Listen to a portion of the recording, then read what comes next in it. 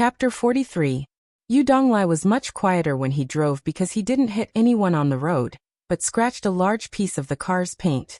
His agitated mood seemed to have returned to the numbness he had experienced over the years.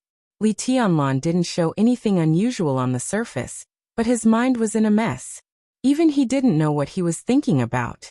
His weak state caused by the injury gradually stabilized, but it was not optimistic. Halfway through the journey, his eyelids began to fight. Li Tianlan, who was extremely vigilant and seemed to be instinctively on guard against everyone, did not resist sleepiness this time. He sat in the passenger seat, grabbed the seatbelt and fell asleep. Yu Donglai looked at Li Tianlan, who seemed to be completely relaxed. He smiled and quietly slowed down the car to make it run more smoothly. Yu Donglai deliberately slowed down the car and stopped the traffic for dozens of kilometers. It took him nearly 2 hours to finish the journey. Li Tianlan was dreaming all the way. The dream was messy, just like his current thoughts. The car stopped near Yu's private restaurant. Li Tianlan was still a little confused after being woken up by Yu Donglai. In the dream that seemed to last for a long time, there was his grandfather, a border veteran whom he had met when he was a child but was later buried in the cemetery, Qin Weibai, Ning Qianqing Li Beitian and Wang Yuetong. One by one, these characters appeared in the dream logically and naturally. However, as soon as he woke up from the dream, Li Tianlan, who was in a daze, felt that his mind was in a mess. He had a headache and his nose began to suffocate. Li Tianlan got out of the car with the blood-stained camouflage uniform and only a combat vest. He shivered as soon as he got out of the car. Li Tianlan sniffed and laughed at himself. He was afraid that he had a fever. The sequelae of forcibly improving the realm had begun. The fever was just the first step, a complete trifle. He had forcibly improved 2 realms, and now the power of the fire-flaming realm had disappeared. When his muscles were no longer tense and returned to normal, the pain was really worse than death. Li Tianlan touched his muscles and suddenly said, "Senior Yu, is there a place to stay? I'll stay tonight." "Whatever," Yu Donglai said indifferently. "I'll ask Qingyan to clean up. You can stay as long as you want." 1 night is enough. It was estimated that his muscles would not completely relax until the afternoon or evening. After a night he should get better. Li Tianlan had never experienced the state that was said to be worse than death. He did not know if he could bear it. But even if he could, he reckoned that he would not be able to drink with Li Beitian and Ning Qianqing at night. He might as well stay at Yu Donglai's place. When he recovered a little tomorrow, he would go to Qin Weibai to get the information, and then meet up with them. 1 night it is. Yu Donglai walked into the alley and pushed the door open. "It's almost time. Dinner is almost ready. You're seriously injured. After dinner you should rest for a while. I'm going to the garden party." Li Tianlan stopped. Yu Donglai seemed to know what he wanted to ask and said directly, "We have to know who the attacker is. Besides, didn't you want to be even with Yuetong? In that case, I'll bring back some compensation. You've paid back what you owe her. But this is a life-saving grace, so she'll owe you now. That's not good either. Today, I'll make sure that both of you don't owe each other anything." Li Tianlan was silent for a while and said indifferently, "That's fine." With his back to Li Tianlan, Yu Donglai slightly raised the corner of his mouth with a complicated smile. Wang Yuetong was such a stunning woman. How could this guy be so hard-hearted? Yu Qingyan, who was cooking in the kitchen, saw Li Tianlan walk into the yard. She was a little happy and ran out with a charming smile, and called him brotherly. Her eyes were innocent and filled with pure gratitude. She was in second place in the entrance maneuver this time. The reward of 50 credits was a complete surprise. Yu Qingyan was not weak. She entered the ice-condensing realm at her age, and was almost a fire-flaming realm expert before the age of 25. If there were no accidents, it would not be a problem for her to enter the thunder-shocking realm at her peak. But what she had learned were all killing methods, which could not be used in the entrance maneuver. Therefore, the second place in the entrance maneuver was like a pie falling from the sky for Yu Qingyan. In her original plan, she would be satisfied if she could enter the top 50. Yu Donglai was known as the poison doctor. His unique skills were naturally closely related to poison. Yu Qingyan had received his impartation, But it was not very useful in an environment where killing was prohibited. If there was no rule against killing in the entrance maneuver, and Yu Qingyan was ruthless enough, those ice-condensing realm experts could be knocked down in an instant. Even those experts in the fire-flaming realm had to be careful. Li Tianlan nodded with a smile. Looking at Yu Qingyan, whose eyes were pure and innocent, he sighed softly. In terms of talent and means, Yu Qingyan was naturally very good. But with her temperament, it was not something that could be changed overnight. She would have a lot of headaches in the future. Qingyan, how's the food? This guy was a little injured. I took the ice glass I hid in the cellar and boiled it. We'll add soup for lunch, Yu Donglai said with a smile. Then he explained to Li Tianlan. This girl has inherited all my culinary skills. It's a little like the pupil has surpassed the master. My private home cuisine restaurant is not big, but it has a lot of reservations. Several important guests came here for dinner, and it was this girl who made the dishes. You can try it later. I'm sure you'll be satisfied. Li Tianlan nodded. Looking at Yu Qingyan, who turned around and trotted to the cellar, he did not stand on ceremony and said with a smile, Senior Yu, such a precious thing as ice glass is in the cellar? Is it edible? Ice glass was an extremely precious plant. It liked the cold and was shaped like a lotus. It grew in a world of ice and snow all year round, and was really a great tonic. Making soup was just one of its uses. Li Tianlan had seen records about ice glass in a book in the border camp. If ice glass was used as medicine with several other plants, its effect could almost be compared to the legendary gold elixir. It was the top holy thing for healing. Don't worry. I've done something in the cellar. When your injury is healed, I'll take you down to have a look. Yu Donglai smiled and led Li Tianlan into the dining room in the yard. He took out a jar of wine from the corner, and then went to the kitchen to bring back 2 dishes. Let's drink first and eat when we're ready. He sat opposite Li Tianlan and smiled. He opened the wine and poured it into the celadone bowl in front of Li Tianlan. He used a bowl instead of a cup. It could be seen that the old man was really going to be generous today. Although Li Tianlan was injured, he did not want to be a wet blanket. He picked up the bowl and took a sip. The wine was mellow and fragrant. It was really good wine. Then he froze. As soon as the wine entered his stomach, what he felt was not spiciness, but an extremely strong fragrance of medicine. The wine flowed down his throat, and Li Tianlan, who had been a little weak, felt warm all over and indescribably comfortable. How is it? Yu Donglai picked up a mouthful of food and said softly, I'm afraid this wine is more than 20 years old. At that time, your father had just entered the invincible realm, and the international situation was chaotic. Your grandfather, your father, and a few of us old brothers were all addicted to wine. That's why we have this kind of wine today. It can drink and heal. The wine was made by me. With the status of the Li family at that time, what resources couldn't they get? In each jar of wine, I added more than 10 kinds of precious herbs. In the words of the dark world, they are medicinal plants. For example, ice glass. It was just one of the many types of wine I had, and it wasn't anything fancy. Since third sister was a woman, and women loved to look beautiful, I added a lot of ice lotus hearts into it. In the end, no one could tell what this wine could do. It could heal, refresh, and even make one look good. Why do I care so much? As long as it's delicious. At that time, I made 50 jars of wine. In the end, we squandered it all in less than a month. Heal my ass. We didn't have that time.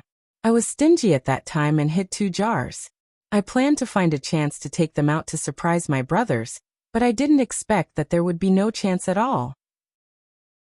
After His Highness went to the border, I worked as a chef in the Hidden Dragon Sea. At that time, many chiefs coveted the 2 jars of wine in my hands. Even Wang Tianzong wanted them. I was not willing to give them to them. How could I give them away so easily? Who deserves to drink this wine? A few years ago, I came to Huading and opened this small restaurant. It didn't take long for Little Bai to come to me. I was really happy that day and opened 1 jar. Today is the last one. Usually, it is hidden in the cellar. Today, knowing that you are coming, I took it out in advance and put it on display. The taste is probably just right now. Li Tianlan took another sip in silence. The wine was mellow with a hint of coolness. It soaked into his heart and lungs. The strong fragrance of medicine swept his taste buds again from top to bottom. Good wine. Li Tianlan nodded slightly and said softly. Hey, Sister Yuetong? Didn't Grandpa say that you wouldn't come? Yu Qingyan's sweet voice suddenly sounded from the yard. Li Tianlan raised his eyebrows subconsciously and was indifferent. Yu Donglai turned around and glanced at the small yard. Wang Yuetong was standing in the yard, biting her lip and seeming to be hesitant.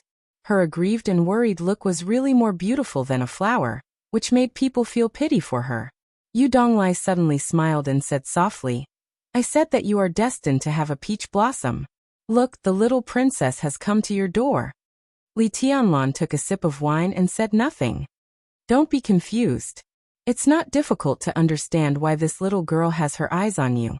I heard from Qingyan that your performance in the entrance maneuver was really outstanding.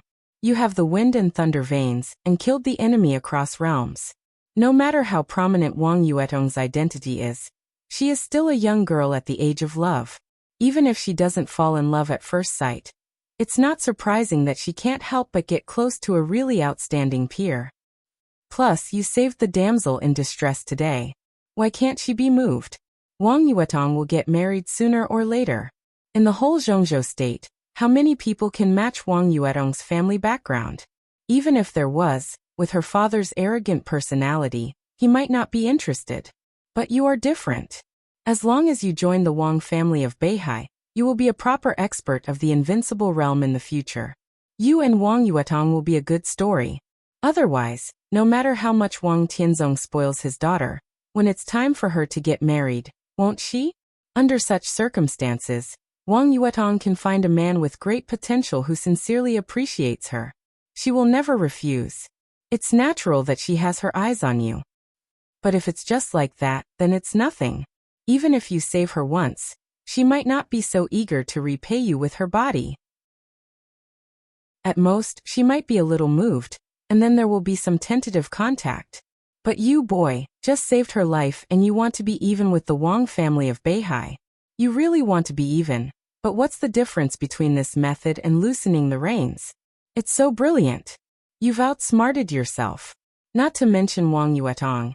Even a strong woman who has been through hardships and seen big scenes can be teased to death by you. Look, you've just arrived, and you've come to my door? You've overreached yourself. I guess this girl has quarreled with Wang Xiaoyao because of this. Li Tianlan's mouth muscles twitched. He suddenly felt that the good wine in front of him was tasteless. He picked up the bowl and put it down, smiling bitterly. I didn't tease her. It doesn't matter what you think about this kind of thing. It's the truth anyway. It doesn't matter what you say. Yu Donglai was smiling. He seemed to be gloating over the misfortune of others.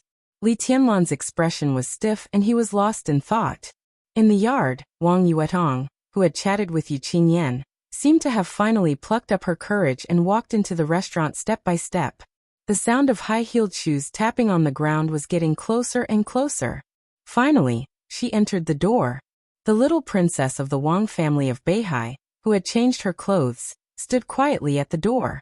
She pursed her lips, feeling a little wronged and uneasy. She looked at Li Tianlan with burning eyes. Li Tianlan only felt dizzy. He deliberately turned his head away and did not look at her. Wang Yuetong hesitated again, and finally walked to Li Tianlan step by step.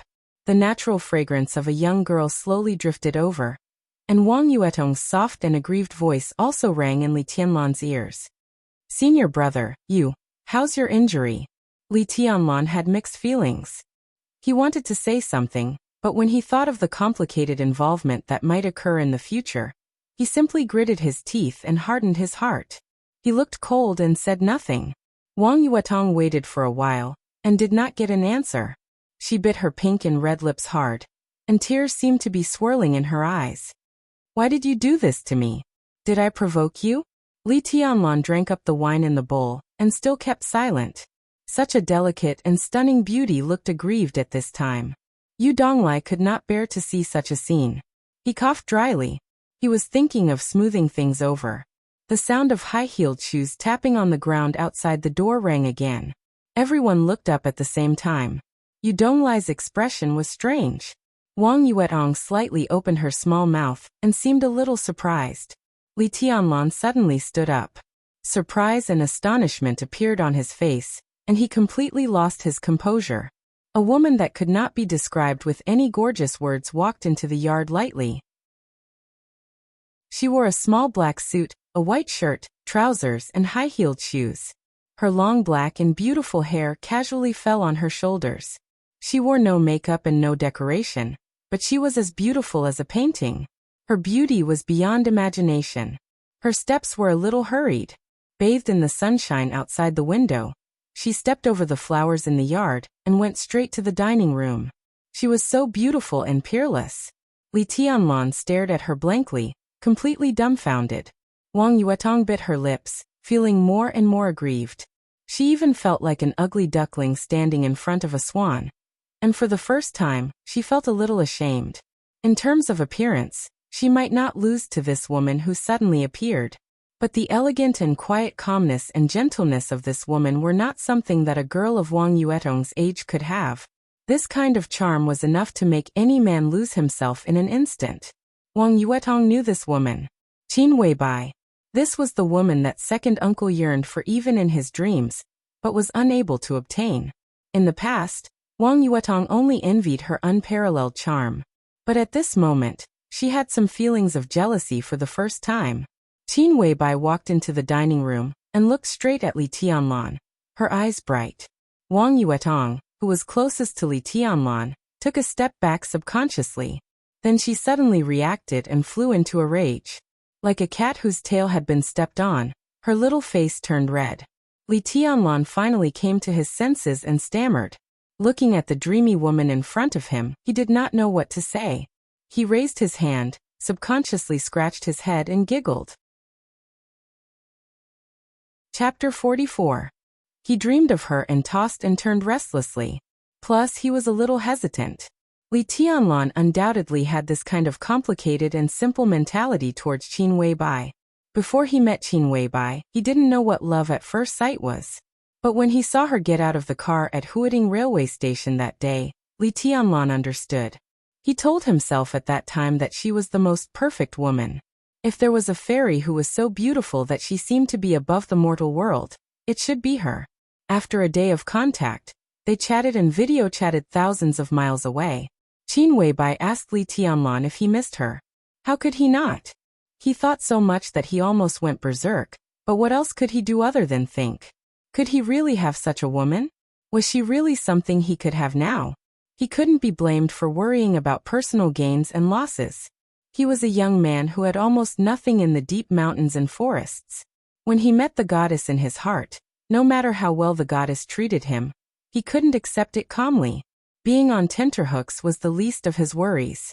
There might be fierce men who had nothing but dared to throw themselves on the goddess's bed when they saw her, but he wasn't Li Tianlan. He really liked this woman. He liked her very much. He even regarded it as his greatest ambition to have her. How heavy was this kind of love? But at this moment, holding Qin Weibai's face in his hands and feeling her tender and delicate skin, Li Tianlan's heart had never been at peace. He looked at Qin Weibai's face seriously. At this moment, he was finally sure that the woman in front of him was very close to him. She was so close that he could see his own reflection in her bright eyes, so clearly. Li Tianlan looked at her quietly.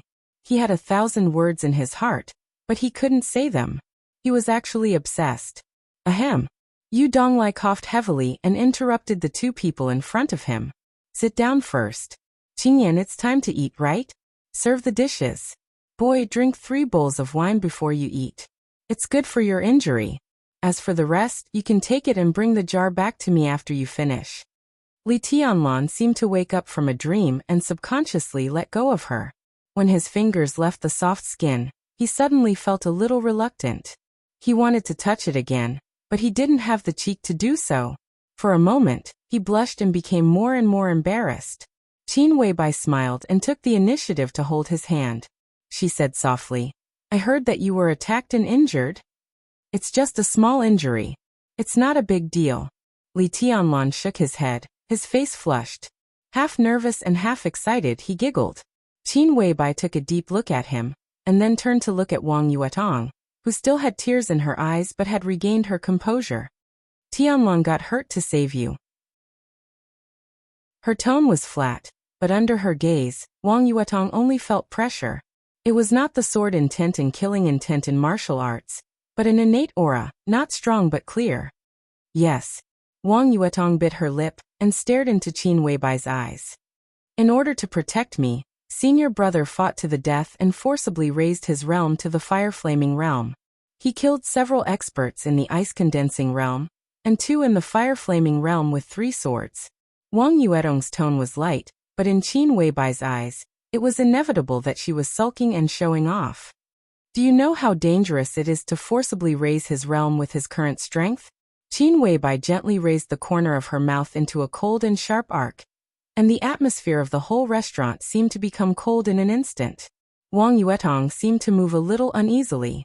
She had never experienced such a scene of jealousy and blame. But looking at Qin Weibai's face, which made her lose confidence more and more, she still stubbornly said, "Senior brother Tianlan didn't blame me you. It's a virtue for a man to be generous." Qin Weibai interrupted Wang Yuetong and said lightly, "It's understandable that he doesn't blame you. But I'm a woman, and women are all narrow-minded. He risked his life to save you. You can use it as a capital to show off your charm, but I feel sorry for him." She paused and then said with a smile, "But it's none of your business. Later, I'll send someone to the Wang family of Beihai to ask for an explanation." "Nonsense, I didn't." Wang Yuetong's little face turned red again, and her big eyes looked at Li Tianlan in a panic.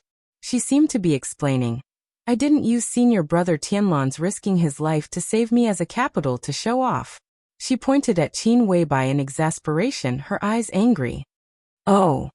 Qin Weibai just said, "Oh," lightly, and then ignored Wang Yuetong. She just looked at Li Tianlan with a smile. "I owe junior sister Yuetong some favors. Today, I did it willingly." Li Tianlan sighed in his heart. He didn't know whether to explain to Qin Weibai or to help Wang Yuetong out of trouble. Qin Weibai didn't say anything, but her small hand holding Li Tianlan's under the table slightly tightened. "I asked senior brother Tianlan." Wang Yuetong, whose face was red and even her breathing was rapid, seemed to have thought of a perfect counterattack.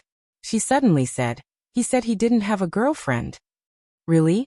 Qin Weibai smiled sweetly, raised her hand holding Li Tianlan's, and shook it slightly toward Wang Yuetong. She said softly, "Then he has one now." Simple, direct, and domineering. She didn't even ask for Li Tianlan's opinion. Yu Donglai, who was ignored, didn't get angry. He smiled and shook his head. At this moment, Qin Weibai was the most familiar to him, but also the most strange.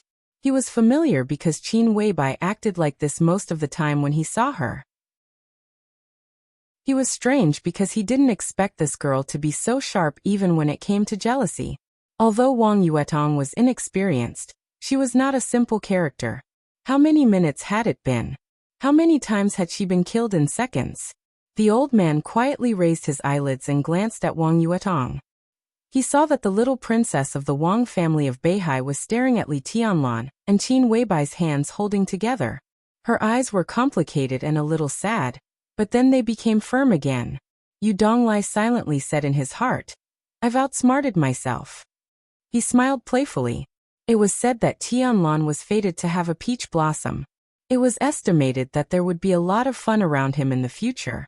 Li Tianlan's brain was dizzy and blank. He was at a loss, but more than that, he was pleasantly surprised from the bottom of his heart. Everything that happened today was like a dream. In the silence, Flaming Fire, who was almost inseparable from Qin Weibai, pushed the door and walked into the restaurant. As soon as she entered the door, this cold beauty glared at Li Tianlan. Her eyes were angry, as if she was going to kill someone. Li Tianlan suddenly came back to his senses and felt puzzled. He had no idea what he had done to offend this heroine. It seemed that from the beginning when they met, she didn't like him. Flaming Fire walked to the side and sat down without saying a word. Even when she was eating, she was gnashing her teeth, which made Li Tianlan's hair stand on end. For Flaming Fire, the boss was really the most outstanding woman in the world. However, the boss, who had always been aloof and indifferent to everything, behaved extremely abnormally after seeing Li Tianlan. Not to mention how crazy her plot in Billy State was, her sudden return to Zhongzhou State this time was hard for Flaming Fire to understand, and even incredible. But that was not all. The boss rushed back to Huading without stopping. When she arrived near Yu's private restaurant, she didn't even give her time to find a place to park the car. Before the car stopped, she got out directly. Because she was too eager, she even twisted her ankle. All this was because of Li Tianlan. Flaming Fire was so sad that she almost collapsed on the spot. After she managed to calm down, she naturally didn't give Li Tianlan a good look. The meal was calm and full of killing intent. Even Li Tianlan, who was slow to realize, felt a little uncomfortable halfway through the meal. Every time Qin Weibai and Wang Yuerong's eyes met, there seemed to be sparks. Their occasional verbal confrontation could be said to kill people without spilling blood. Yu Donglai watched the scene with a smile. Flaming Fire had been staring at Li Tianlan covetously.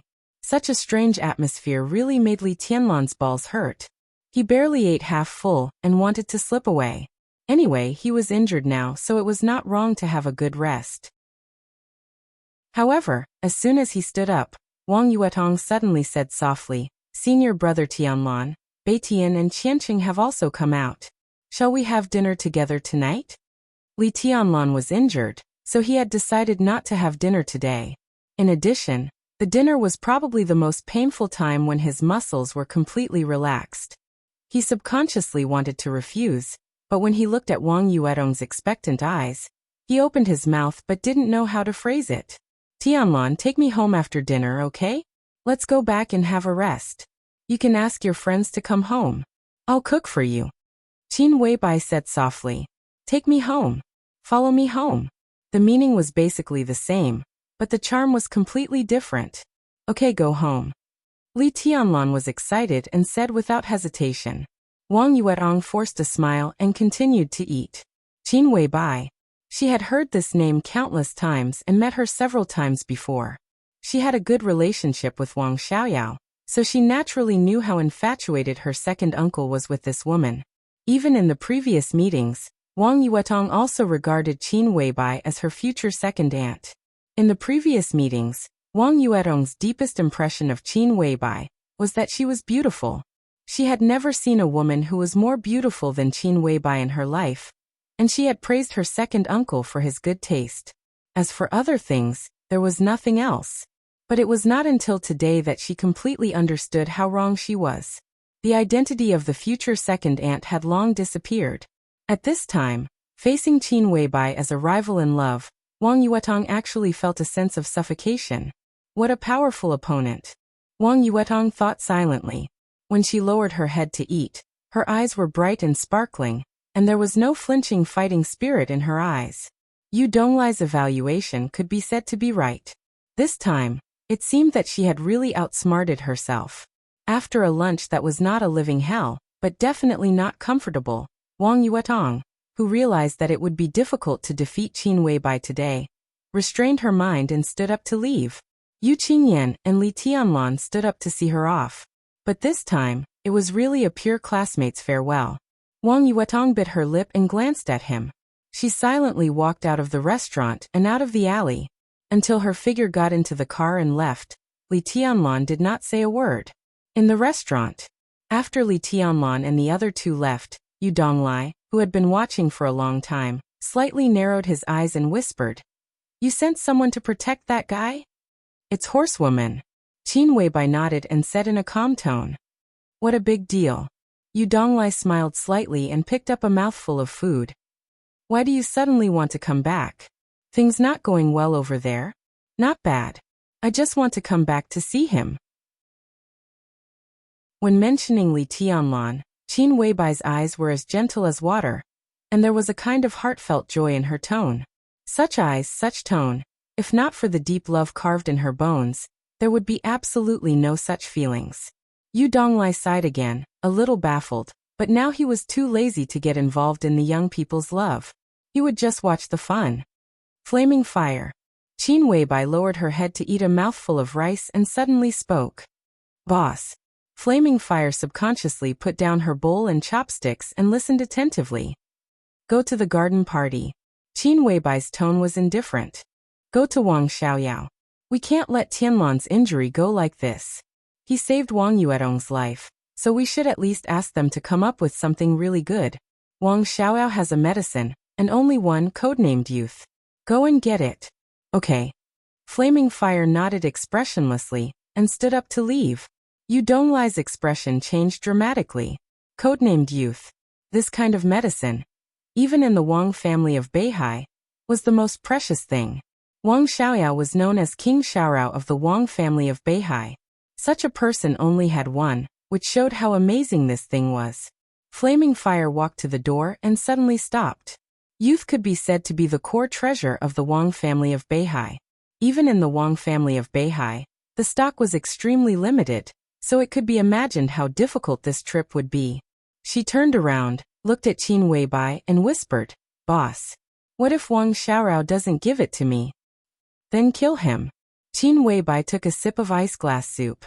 Her tone was as soft as a young girl's, but what she said was shocking. "In any case, I want that youth." Flaming Fire's expression did not change, and she went straight out. She naturally knew what Qin Weibai's words meant. But since the boss was not afraid, she was not afraid. Even if she might face Wang Tianzong, facing the human emperor, the head of the 12 murderous weapons. As for Wang Xiaoyao's infatuation, it was just wishful thinking. What was there to say? "I'll go with her. Little Bai, you don't have to clean up the dishes. Go do what you should do after dinner." As soon as Flaming Fire went out, Yu Donglai, whose expression changed, jumped up and rushed out of the restaurant.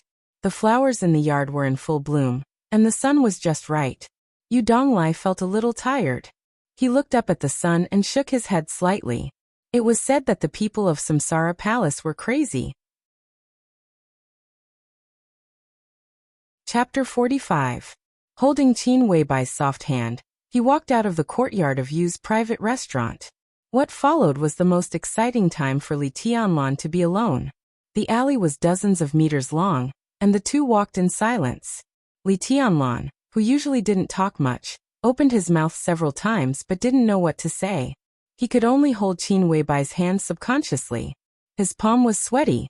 "Tianlan, are you nervous?" Qin Weibai turned her head and looked at him. Her smile was soft and playful, and there was a hint of playfulness in it. Qin Weibai's attitude was destined to be unknown, which made Li Tianlan fall into a trance again. "I'm nervous." Li Tianlan nodded honestly. At the dinner table, Qin Weibai said she wanted to be his girlfriend. Boyfriend and girlfriend, lovers, and finally husband and wife. How intimate was this relationship? But holding Qin Weibai's hand, Li Tianlan always felt that something was missing. Of course, there was unexpected happiness and satisfaction. But when he thought about it carefully, there seemed to be a lack of a natural feeling between them. Or it could be said that this was his one-sided feeling. Qin Weibai was very natural to him, too natural. It was a tenderness that seemed to be integrated into her instinct, quietly moistening things. Unconsciously, Li Tianlan had already been unable to extricate himself. But from Li Tianlan's point of view, such feelings came too abruptly. Therefore, Li Tianlan was more confused than nervous at the moment. "Why are you nervous? Are you afraid that I'll eat you?" Qin Weibai smiled sweetly and took out the key to open the car door. Yu Donglai went to the garden party with Flaming Fire, so the car they drove here was left behind. Now the two of them could drive home. Li Tianlan sat in the passenger seat silently, with a heavy heart. Qin Weibai said no more. She drove the car slowly away from Yu's private restaurant. While driving seriously, she stared at the road ahead with clear eyes, as if there was no dust in her clean eyes. Li Tianlan sighed softly, and finally took the initiative to poke through the window paper he had guessed for a long time.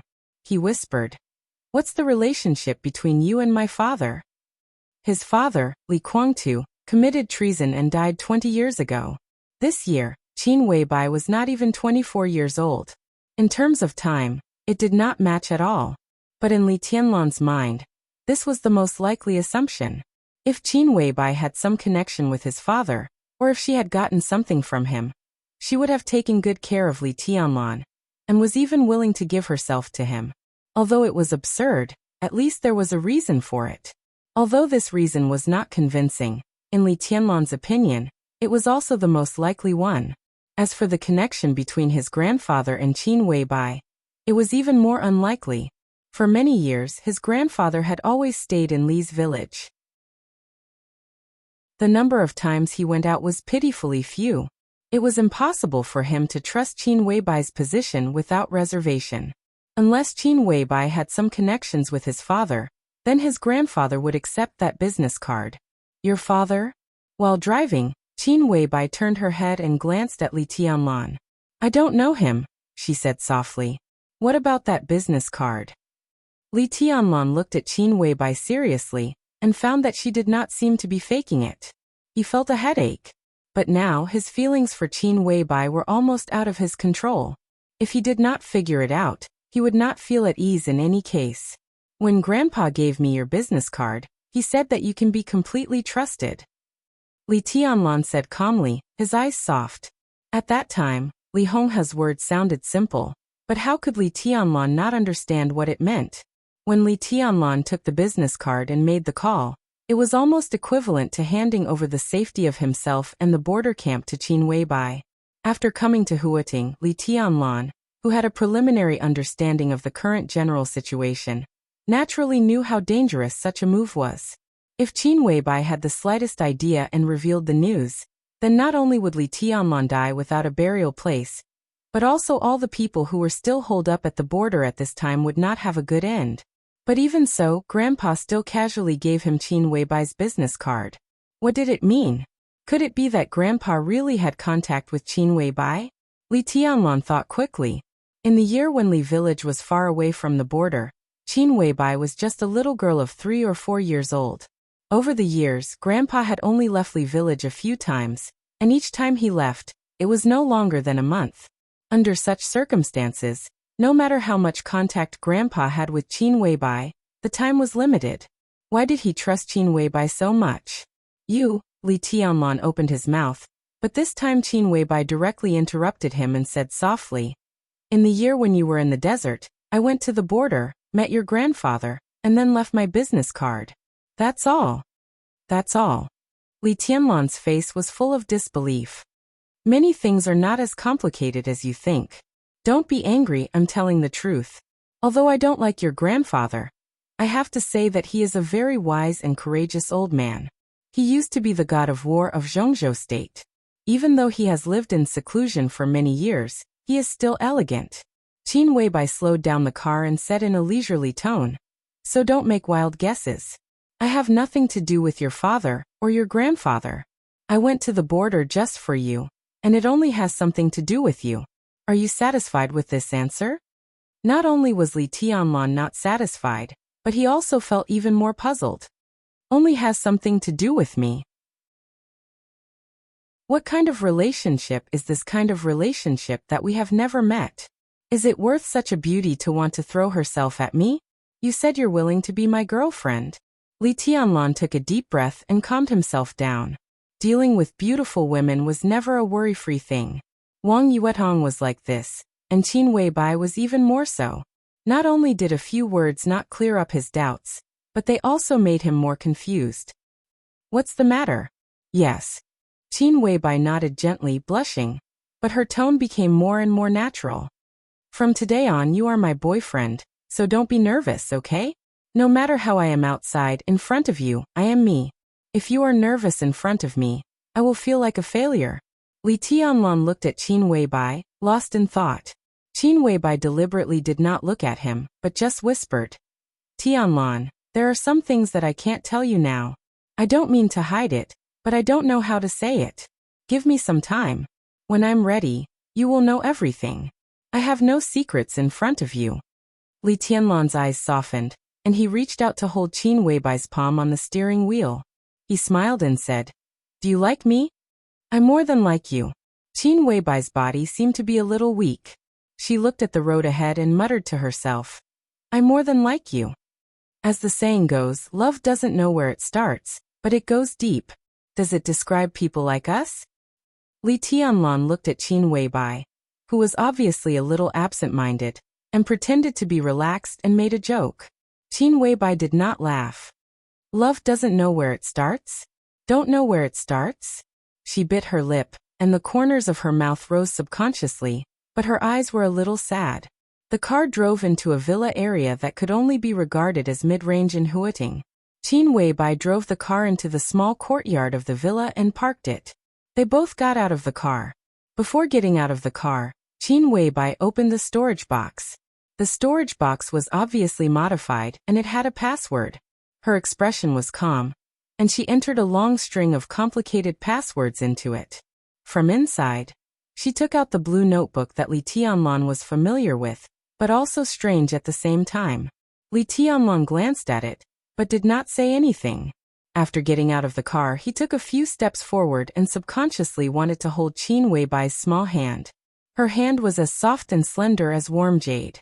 As long as he held it, he was reluctant to let go. But Qin Weibai took a few quick steps forward and directly held his arm tightly. Li Tianlan's body stiffened, and he felt Qin Weibai's body almost completely sticking to him. He only felt a raging flame directly rising in his body. But when he saw the blue notebook that Qin Weibai regarded as a treasure, his heart moved, and he calmed down. He wanted to say something but stopped on second thought. What do you want to say? Qin Weibai held his arm and raised her head. Her face was delicate and charming. This was the true charm of a woman. Li Tianlan almost forgot where he was for a moment, and then he came to his senses. He laughed at himself and said softly, I haven't asked you before, but in my heart, I always think that you have something to do with my father or my grandfather, and that's why you are so good to me. Even the notebook in your hand, I once thought it was my father's. But since you said that you have nothing to do with my father, then who does the weekly notebook of the Sky Academy in your hand belong to? Qin Weibai showed a rare hesitation. Li Tianlan was trying to find something to talk about. Seeing Qin Weibai like this, he said at once, I just asked casually. If it's not convenient to say, then forget it. There's nothing inconvenient about it. Qin Weibai opened the front door of the villa, walked in holding Li Tianlan's arm, and said softly, I just don't know how to say it. You should have a look at this notebook, but now is not the time. I'll give it to you when the time is right. You said that this weekly notebook has something to do with me? Li Tianlan looked surprised. He vaguely seemed to find a reason why Qin Weibai fell in love with him, but it was a little unbelievable. It doesn't matter much, but it will help you. Qin Weibai pulled Li Tianlan to sit on the sofa. Her smile was tranquil, just like the decoration of the villa. The interior of the villa, which was about 1,000 square meters, had nothing to do with the splendor of gold and jade, but it made people feel extremely comfortable. From the overall layout to the small details, it was very stylish and had a strong sense of home. She poured a glass of water for Li Tianlan and gently touched the notebook in her hand. Her eyes were in a trance and she said softly, This notebook records everything about a chosen one in the past 10 years, including his experience, psychology, views, and even martial arts experience. Everything is in great detail. When the time is right, I will give it to you. A proud son of heaven. Not just anyone could use this term, not even any invincible figure could use it. Among the 4 invincible realm experts in Huaxia, it was estimated that only Wang Tianzong, who held the human emperor, could barely be related to this word. The heavenly sons of Zhongzhou state were born every 500 years. Any one of them was powerful enough to defeat the entire dark world. This person, Li Tianlan frowned. He's been dead for a long time. Qin Weibai's calm tone made Li Tianlan feel strange. She held a delicate celadone teacup in both hands, and her eyes were in a trance, as if she was lost in memories. He can be said to be the most arrogant and ambitious person I have ever seen. When I first met him, it was at Huading Airport. At that time, the only invincible realm expert on the killer list secretly sneaked into Huading for unknown purposes. The Zhongzhou state government originally asked him to investigate the purpose of the invincible realm killer, but he didn't bother to do so and directly came with the intention of killing. On the day he came, almost all the high-level officials in Huating went to the airport to pick him up, including the top leader of Huating, who was very likely to go one step higher. I happened to be there that day. When he got off the private plane, he smiled and looked very kind, with a pet dog in his hand. The top leader of Huiting, who was not on good terms with him, went up and wanted to shake hands with him. But he put the leash of the dog in the hand of the top leader, who was a member of the decision-making committee. As for the others, he didn't even look at them and directly attacked. Attacked? Li Tianlan raised his eyebrows and asked in confusion. Who did he attack? He attacked the invincible realm killer. I don't know which high-level official he came for. That day he pretended to be a staff member of the airport and was waiting for an opportunity to take action. Unfortunately, before the invincible realm killer had time to take action, he was discovered by him. The whole battle only lasted a few seconds. The invincible realm killed the invincible realm. Unarmed, life and death were decided in an instant. Li Tianlan's heart beat violently, and his face was fascinated. The invincible realm killed the invincible realm, and it was an instant kill. That kind of scene was beyond his imagination. Really domineering. Then what? He asked. Qin Weibai glanced at him with an unreadable look and said with a chuckle. What then? Then he pulled the leash of the dog from the top leader of Huiting, boarded the plane again, and left. From the beginning to the end, he didn't talk to those high-level officials of Huiting. I asked him later, and he said there was nothing to talk about. They were a group of clowns, and he would rather play with baby than socialize with them. Qin Weibai smiled with a complicated look in her eyes, and took the initiative to explain. Baby is the pet dog he raised. Li Tianlan was lost in thought, but the image of that heavenly son was formed subjectively in his mind. Arrogant, domineering, silent, fierce, and insufferably arrogant. It was a pity that such a person died. Fortunately, he died. Listening to Qin Weibai's explanation, he smiled and said, that dog was quite lucky. Yes, it could be said to be the most valuable pet dog in years. When he was alive, no one dared to provoke his dog, not to mention him.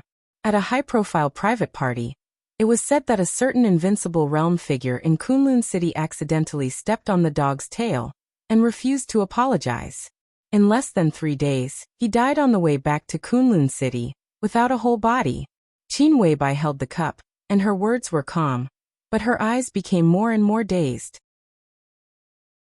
Li Tianlan's eyelids twitched, and he once again added a new impression to this strong man.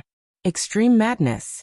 Such a figure really had the demeanor of ignoring everything and sweeping everything away. Li Tianlan suddenly thought of a sentence, and said casually, that's what a man should be like. That's what a man should be like. Qin Weibai smiled bitterly. At that time, he was indeed insufferably arrogant and invincible. But so what? Didn't he die in the end? He made his debut at the age of 19, and was killed at the age of 29. 10 years of magnificent events, but in the end, wasn't it a sad song? Li Tianlan was stunned. In any case, he had never thought that such a figure would die at such a young age. How did he die? He asked softly. This time, Qin Weibai was silent for a full 5 minutes, and then said softly, it was said that he died in a siege, but in fact he died of betrayal. His last battle was earth-shattering. More than 20 experts at the peak of the thunder-shocking realm and 6 invincible realm experts besieged him at the same time, but all the thunder-shocking realm experts were annihilated. 6 invincible realm experts, 3 died, 1 was disabled, and 2 were seriously injured. Actually, even at that time, when he was at the end of his rope, he still had a sword that he hadn't drawn. If that sword had been unsheathed, he would have been able to take everyone down with him. But at the last moment, the woman he loved the most, who also loved him the most, stabbed him in the heart. Before he died, he didn't go crazy, nor was he angry. He just looked at her quietly, and finally died in her arms. Perhaps there was nothing more sorrowful than a dead heart, and he died with everlasting regret. More than 20 experts at the peak of the thunder-shocking realm were annihilated. 6 invincible realm experts, 3 died, and 1 was disabled. Li Tianlan was stunned, and his heart was in turmoil.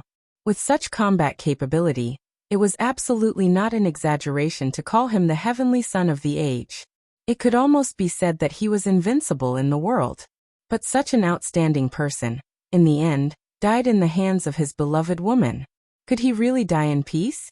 Li Tianlan subconsciously thought of himself. What if one day he was invincible in the world, and was stabbed in the back by Qin Weibai after defeating all the enemies. That was really the sorrow of dying with everlasting regret, but he couldn't hate it. A man and a woman, from the very beginning, were in different positions. If they were forced to be together, it would be an ill-fated relationship. Qin Weibai took a deep breath and said in a complicated tone, "What's his name?" Li Tianlan suddenly asked. Hearing this story, he also felt bad. If he was in the shoes of himself, that kind of deep sorrow almost made him breathless. Chapter 46. Dongqing Huangtu. For Li Tianlan, this was a completely strange name. But for the Dongqing clan, it was like thunder piercing his ears. After coming to Huading, although he had not seen it with his own eyes, several people had told him about this behemoth that dominated Zhongyuan province. The frequency of this family's name ringing in his ears was almost second only to that of the Wang family of Beihai and Kunlun City. Zhongzhou State's military industry giant was the most qualified superpower to represent the giant group of Zhongzhou State. Many top-secret military enterprises in Zhongzhou State were directly or indirectly under the control of the Dongqing clan. In addition, Zhongzhou State's most elite and most powerful border Praetorian Corps had 550,000 troops. Based on these general impressions, Li Tianlan was sure that this was one of the most powerful superpowers in Zhongzhou State. But now, Qin Weibai told him that there was a heavenly son of the Dongqing clan named Dongqing Huangtu. He was truly invincible in the world. A heavenly son of the heavenly son who could take on an entire nation on his own. But no matter how he thought about it, he felt that something was wrong. He didn't know what was wrong, but the idea never disappeared. The border Praetorian Corps, the Dongqing clan, Zhuanyuantai of Kunlun, his father, the current patriarch of the Dongqing clan, Dongqing Wudi, the commander of the border Praetorian Corps known as the God of Massacre of Zhongzhou State. Vaguely, Li Tianlan felt that there seemed to be some subtle things that only people in the game could understand. He thought about it silently, but he could not find the key. At present, the only thing he knew was that after his father, Li Kuangtu, committed treason, Dongqing Wudi, known as the God of Massacre, directly replaced his father and became the new commander of the border Praetorian Corps. The key to all those subtle things that he couldn't figure out might lie in this change of position. Li Tianlan's mind wandered. For the first time, he was curious about the Dongqing clan. Dongqing Wudi, the God of Massacre of Zhongzhou State. Dongqing Huangtu, the current heavenly son. Dongqing Rushi, the genius of the young generation of the Dongqing clan, had entered the fire-flaming realm at the age of 19. These were the three members of the Dongqing clan that Li Tianlan knew so far. As for how many other outstanding talents were hidden in this transcendental family? Dongqing Huangtu, Li Tianlan murmured twice. How long has he been dead? She asked softly. It has been a long time. Qin Weibai said as she held the glass of water. Li Tianlan glanced at her. When he first heard this story, he had a strange feeling. And now he finally understood what was going on. When Qin Weibai and Dongqing Huangtu met for the first time, she was able to go to the airport with a group of high-level officials in Huading at the same time. Even if she was just at the end of the table, such a status was quite high. How old was Qin Weibai now? How old could Qin Weibai be when she first met Dongqing Huangtu? He had been dead for a long time. No matter how long it had only been a matter of a few years. At this moment, he recalled the conversation he had with Zhuang Huayang. Zhuang Huayang said that in the past 20 years, every 5 years, there would be a major event in Zhongzhou State. Except for a few things that had nothing to do with the Dark World, or had little to do with it, the major events related to the Dark World were his father's treason 20 years ago. Wang Tianzong killed Tianling 15 years ago. Situt Songyue killed Lu Tianqing 10 years ago. And Gu Qianchuan entered the invincible realm 5 years ago. These were the major events that had the greatest impact on the special warfare system of Zhongzhou State and the Dark World in the past 2 decades. But Dongqing Huangtu was not among them. Why was that? It couldn't be that Dongqing Huangtu died more than 20 years ago. At that time, Qin Weibai, who was 1 or 2 years old, could not have appeared at the airport. So was the matter of Dongqing Huangtu concealed by Zhongzhou State? Or did Zhuang Huayang deliberately not say it? Li Tianlan shook his head and subconsciously touched his pocket. Qin Weibai, whose attention was almost all on Li Tianlan, bent down, pulled open the tea table, and took out a box of cigarettes. She said softly, "Are you looking for this?" Li Tianlan was stunned. "It's specially prepared for you, but it's not easy to get this brand of cigarettes. When it was sent here, you had already gone to the Sky Academy." Qin Weibai opened the cigarette package. It was a wooden box, light purple in color, with the word hero engraved in the middle. It was very intimidating. When the package was opened, it was different from the usual pack of 20 cigarettes. There were only 12 cigarettes in the box, slightly thicker than ordinary cigarettes, but the mouthpiece was nearly half the length. Qin Weibai put the cigarette in Li Tianlan's mouth and found a lighter to light it for him. She chuckled and said, "This hero cigarette is specially made by the Wang family of Beihai. It's for the core members of the Wang family of Beihai to enjoy. Its composition is also a little different from ordinary cigarettes. It is said that it can reduce the harm to the body. I got 3 boxes this time. You can give them to the old man later, and let him take them to the Sky Academy for you. Zhuang Huayang won't stop you. If you carry 3 boxes of cigarettes by yourself, a lot of credits will be deducted according to the weight." "Where did you get this kind of cigarette?"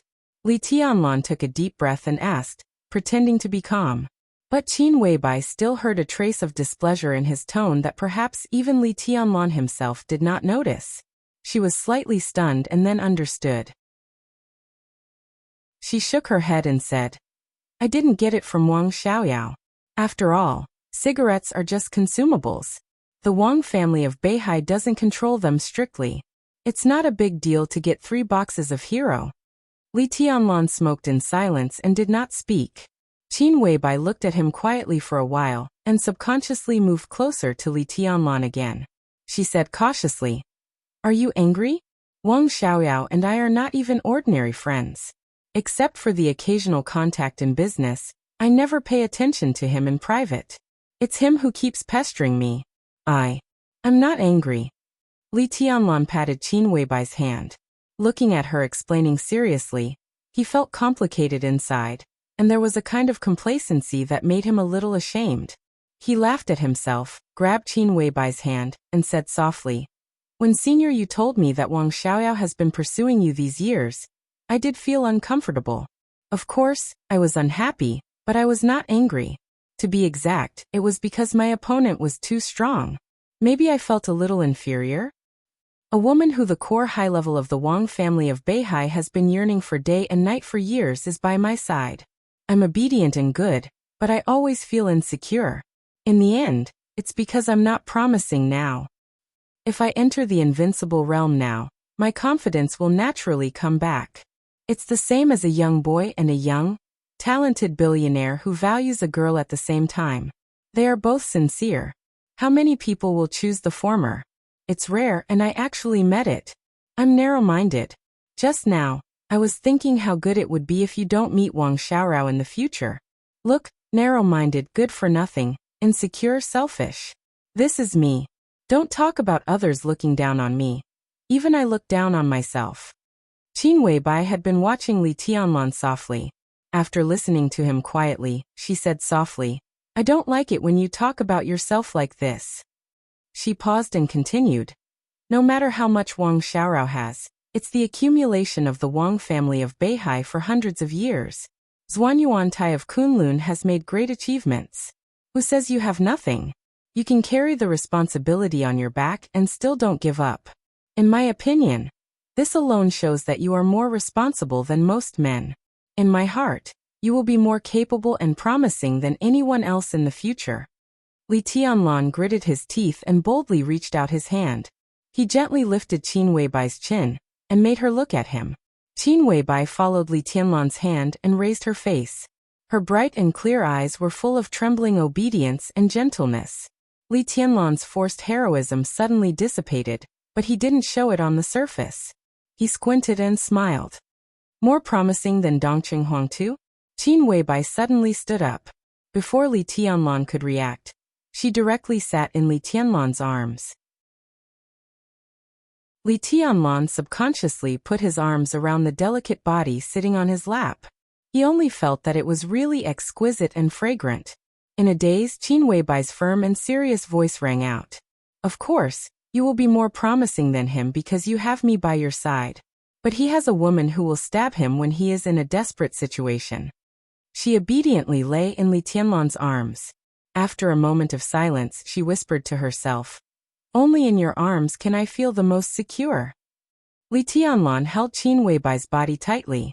His voice was soft, but it carried an indomitable determination. "Just based on what you said, if I don't surpass Dongcheng Huangtu, I won't have the face to be with you." Qin Weibai pursed her lips and smiled. She straightened up and said softly, "I have a document here. I'll show it to you." "No need." The tension in Li Tianlan's heart finally disappeared little by little, and he got along with his girlfriend more and more casually. Holding her body, he was really reluctant to let go. He laughed and said, "Just tell me the content directly." "But I haven't read it." Qin Weibai fixed her eyes on Li Tianlan and said softly, "When the document was sent here, I was already in Billy state. How about I bring the document and read it to you? Don't be so anxious. What's the content of the document?" Li Tianlan held Qin Weibai tightly and didn't let go. Qin Weibai didn't insist. She moved on Li Tianlan's leg. The softness and elasticity almost made Li Tianlan go crazy, but she didn't seem to notice it. She found the most comfortable position and said in a lazy tone, "It's about the Sky Academy.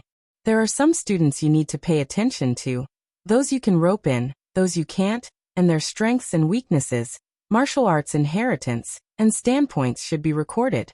There are also some teachers and senior officials.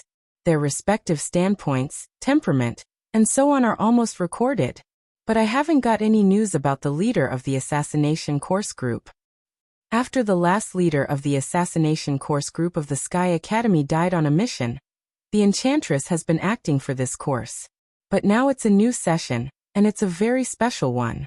Zhuang Huayang probably wants to invite a super killer who can completely control the situation. Such a person is most suitable for Sai City. Zhuang Huayang and Sai City have been talking, but it's still hard to say who the super killers of Sai City will be.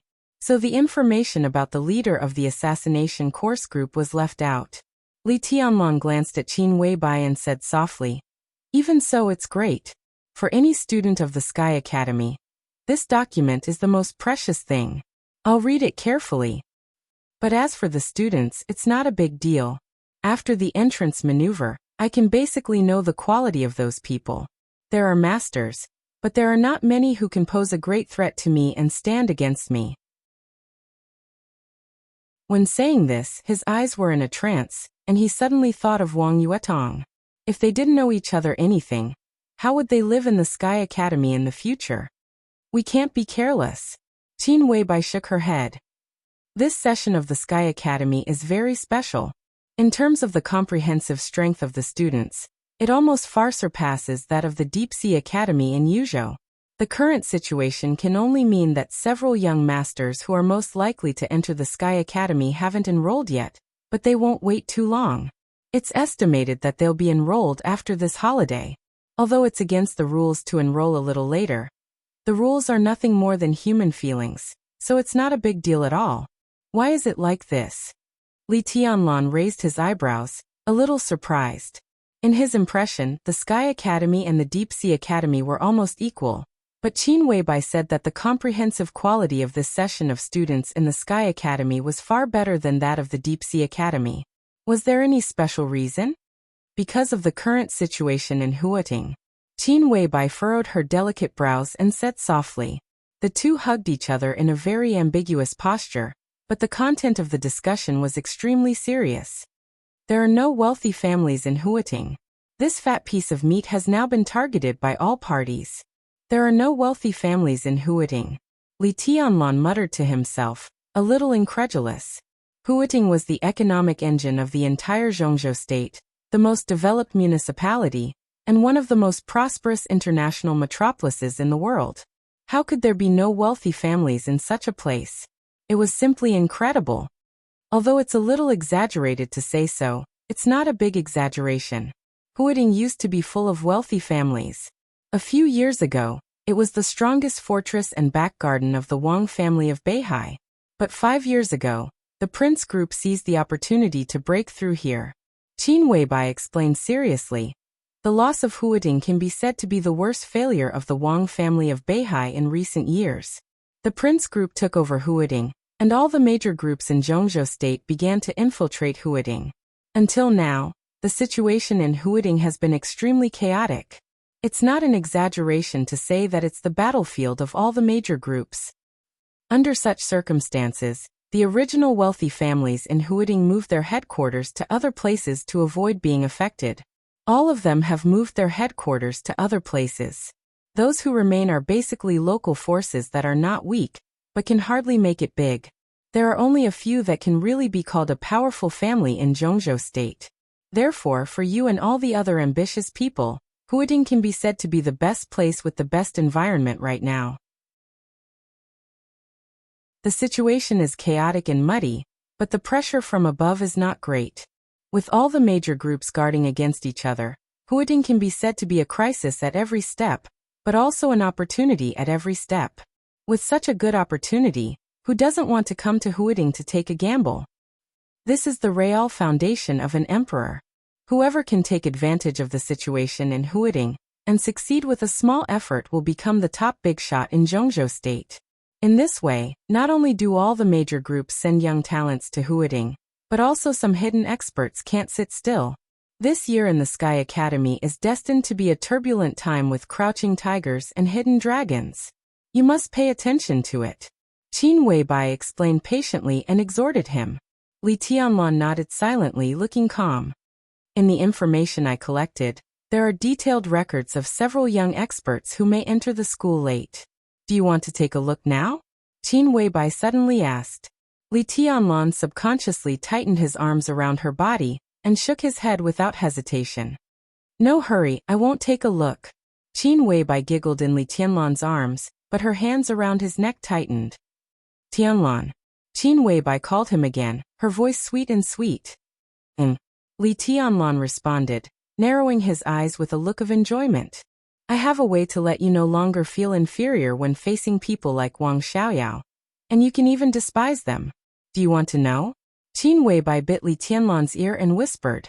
Her sweet smell reached Li Tianlan's nostrils, and he seemed to feel limp and numb all over. He moved his body subconsciously, pulled Qin Weibai up from his arms, and looked her in the eyes. What way? I can let you enter the invincible realm overnight, okay? Qin Weibai blinked and smiled teasingly. Smack. Subconsciously, Li Tianlan slapped Qin Weibai's buttocks. It felt plump and bouncy to the touch. Admiring the shy and angry expression of the beauty in his arms, Li Tianlan's so-called inferiority complex seemed to be disappearing bit by bit.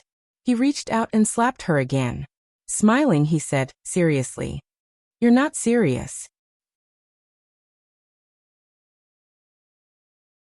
Chapter 47. As time went by, Qin Weibai finally left Li Tianlan's arms and took the initiative to hand over the information that he wanted to read, but was reluctant to let go of. The carefully bound information was very thick. It was a large stack of A4 paper, densely covered with handwriting, which showed how detailed it was. The Sky Academy and the Deep Sea Academy were the two most mysterious special warfare academies in Zhongzhou state. Such information was priceless to every student of the Sky Academy. Even if it was spread to the Deep Sea Academy or even abroad, its value would only be higher. The Sky Academy had just finished the entrance maneuver, but Qin Weibai had already prepared this detailed information. From this aspect, it could be seen how terrifying the powerful and detailed intelligence force behind her was. This was not the power that an ordinary strong woman could have. Qin Weibai sat beside Li Tianlan with the information and read it to him. She did not read it from the book. After reading it once, she omitted some unimportant parts and went straight to the subject. She explained the profound in simple terms, which made it easier for Li Tianlan to memorize. But because there was a lot of information, it was almost dinner time when Qin Weibai finished talking about the teachers of the Sky Academy. In this case, the senior teachers of the Sky Academy are basically in a three-way situation. Li Tianlan thought about it seriously and said in a trembling and hoarse voice, the sequelae of forcibly raising the realm in the morning finally began to show completely. His muscles were completely relaxed, and the pain caused by forcibly raising the combat strength spread all over his body. To be exact, it was not pain, but an indescribable emptiness and numbness. It seemed that every muscle, every bone, and every drop of blood in his body had completely disappeared. Li Tianlan could move and speak, but he could hardly feel the existence of his body, nor could he feel the sofa under him. His whole body was indescribably sore and itchy, which made him fall into a state of extreme numbness from the inside out. Such a feeling made him feel extremely uncomfortable, both psychologically and sensually. Most importantly, this feeling was still increasing. It was okay to keep his body still, but once he moved, the pain and the emptiness would spread all over his body, like being pricked by needles. If he didn't move, he would feel sore and numb. If he moved, he would feel severe pain. As this feeling became more and more obvious, Li Tianlan was already sweating all over. You can say that. Qin Weibai nodded. Zhuang Huayang represents the academics, which can be said to be the main force of the academics in Huating. Outside of the Sky Academy, their forces in Huating are not strong enough. Yi Fengqing and the Enchantress represent the Wang family of Beihai. Wang Tianzong is good at setting up the overall situation. These two are likely to be important pawns of the Wang family of Beihai's dominance in Huating. Gu Yunxia represents Kunlun City, which is the most awkward among the three. On the surface, they are stronger than Yi Kunlun. But apart from Gu Yunxia, there are only a few weak figures, so they have little say. Gu Weibai Li City. Tianzongan, Kunlun of Li City, but she was killed by you. Tianzong Lu Xiong, so Xian. Bai. And Will Tashi. Bai. Bai of. She stood up and looked at Li Tianlan's trembling body. She changed the subject and said, "Let me give you a massage. It may be uncomfortable, but you'll feel better later." "No need." Li Tianlan's lips trembled, but he managed to squeeze out a smile. It was indeed good to enjoy Qin Weibai's massage, but not now. Right now, his body felt like it was being pricked by needles. It was simply suffering. "Go on, you can distract me." Trembling, he lit a cigarette, took a deep drag, bit the cigarette butt, and said vaguely, "There are 6 groups in Zhongzhou State now. Which group are you from?" Without an all-pervasive intelligence network, Qin Weibai would never have been able to get this information. Such an intelligence network could not be established by ordinary forces. It was normal for her to be connected to one of the 6. "Me? I don't belong to any group." Qin Weibai shook her head slightly and looked at Li Tianlan's current situation. Obviously, he wasn't in the mood to go into detail. He just laughed at himself and said, "I'm just using a tiger's skin to scare people. You can think of it as me being the spokesperson of some big shot." A big shot from outside the borders. Li Tianlan's consciousness was already a little fuzzy, but when he heard this sentence, he still became a little spirited. He said reluctantly, "Male or female?" "She can be considered as my elder sister." She rolled her eyes at Li Tianlan and said softly, "She has a great influence in Europe. As soon as I came to Huating, I was targeted by the special warfare system of Zhongzhou State, but they didn't do anything to me. It's not that they are afraid of my elder sister, but that the Zhongzhou State government needs my elder sister's influence to achieve some things that are not easy to do in the open. My elder sister also needs the support of the Zhongzhou State government. It can be considered as mutual cooperation and mutual benefit, right? In recent years, I've had a pleasant cooperation with some big shots in Zhongzhou State, but I can't say which group I belong to. Now that the academics are in power, we have a closer relationship with the academics. But I'm also a bosom friend of a core figure in the Dongqing clan. And I'm the only bosom friend. We also have cooperation with the northern faction. To put it nicely, as a spokesperson, I'm relatively aloof. If it's not necessary, the major groups don't want to offend me. But the things I can influence in Zhongzhou State are pitifully few, so I can only manage my own territory." Li Tianlan stared ahead with a dull look in his eyes. The feeling of growing weakness almost overwhelmed his reason, and he didn't know if he had heard what she said. Qin Weibai couldn't bear to look at him anymore. She turned her head and muttered to herself, "If you go abroad to develop your career, you'll start much faster. What a pity." A soft sound came from outside the door. The door was immediately pushed open. Qin Weibai stood up reflexively and walked quickly to the door. Looking at flaming fire and Yu Donglai, she asked in a hurried tone, "Where's the thing?" Looking at the anxious expression on the boss's face, flaming fire felt more and more powerless. She silently took out a wooden box that smelled of sandalwood from her pocket and handed it to Qin Weibai.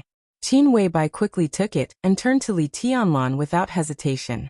She took out a small round tube that shone with a metallic luster from the box and carefully fed him the light blue medicine in the tube. There were only about 3 to 5 drops of the light blue liquid medicine. But the moment it entered his mouth, Li Tianlan's tongue, which had been numb and unable to speak, suddenly regained its senses. The medicine entered his throat. A cool feeling entered his stomach. Li Tianlan only felt as if someone had suddenly poured a basin of cold water on him when his whole body was on fire. He felt indescribably comfortable and fortunate. He subconsciously opened his eyes wide and glanced at Qin Weibai. "Don't move. You'll be fine after a while. About 5 minutes. Qin Weibai chuckled softly and said softly. Flaming fire stood aside expressionlessly. Yu Donglai couldn't help but roll his eyes and said grumpily, "You'll be fine this time. Boy, this is a blessing in disguise. At least you won't have to worry about getting hurt during the few years you're studying at the Sky Academy." Li Tianlan still couldn't speak for a while. He just looked at Yu Donglai in confusion. This is one of the most precious gene potions of the Wang family of Beihai, codenamed Youth. Even the headquarters of the Wang family of Beihai has a limited stock of it. Youth can provide people with a huge amount of vitality. It won't make you live long, but it can quickly heal your injuries. Especially when you take it for the first time, no matter how serious your injuries are, with a large amount of vitality, you can be full of vigor in a short period of time. Moreover, this effect is continuous. A bottle of Youth can maintain the effect for about 3 years. Of course, it's impossible for you to recover immediately in the future. But as long as the effect is still there, you'll recover much faster than others when you're injured in the future. In order to get this flaming fire, and I almost fell out with Wang Xiaoyao. How about it, boy? How does it taste? Yu Donglai said quickly. Li Tianlan's mouth moved. Finally, he was able to speak. He said with a smile, "It's F*King bitter." This time, not only Yu Donglai, but also flaming fire glared at the bastard who was showing off after getting a bargain. She and Yu Donglai went to Wang Xiaoyao to ask for this bottle of Youth. When he heard that Qin Weibai wanted it, Wang Xiaoyao gave it to flaming fire without hesitation. Even flaming fire was moved by his straightforwardness. After all, Youth was not like longevity. It could save lives. Not to mention that the effect could last for 3 years. The fact that it could heal injuries almost immediately after taking it for the first time was enough to show how amazing this medicine was. Even if the Wang family of Beihai added up all of them, it was estimated that they didn't have 10 bottles of Youth. Even Wang Tianzong would feel distressed for a long time if he took out such a precious thing. But Wang Xiaoyao gave it to Wang Xiaoyao without hesitation. He was really sincere to his boss.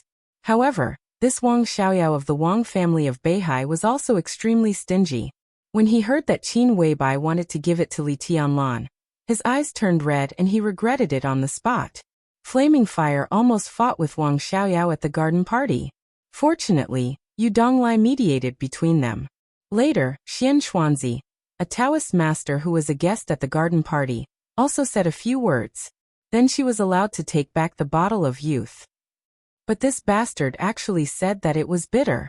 Don't drink it if it's bitter. If this thing was given to their palace master, it could definitely make their palace master more powerful.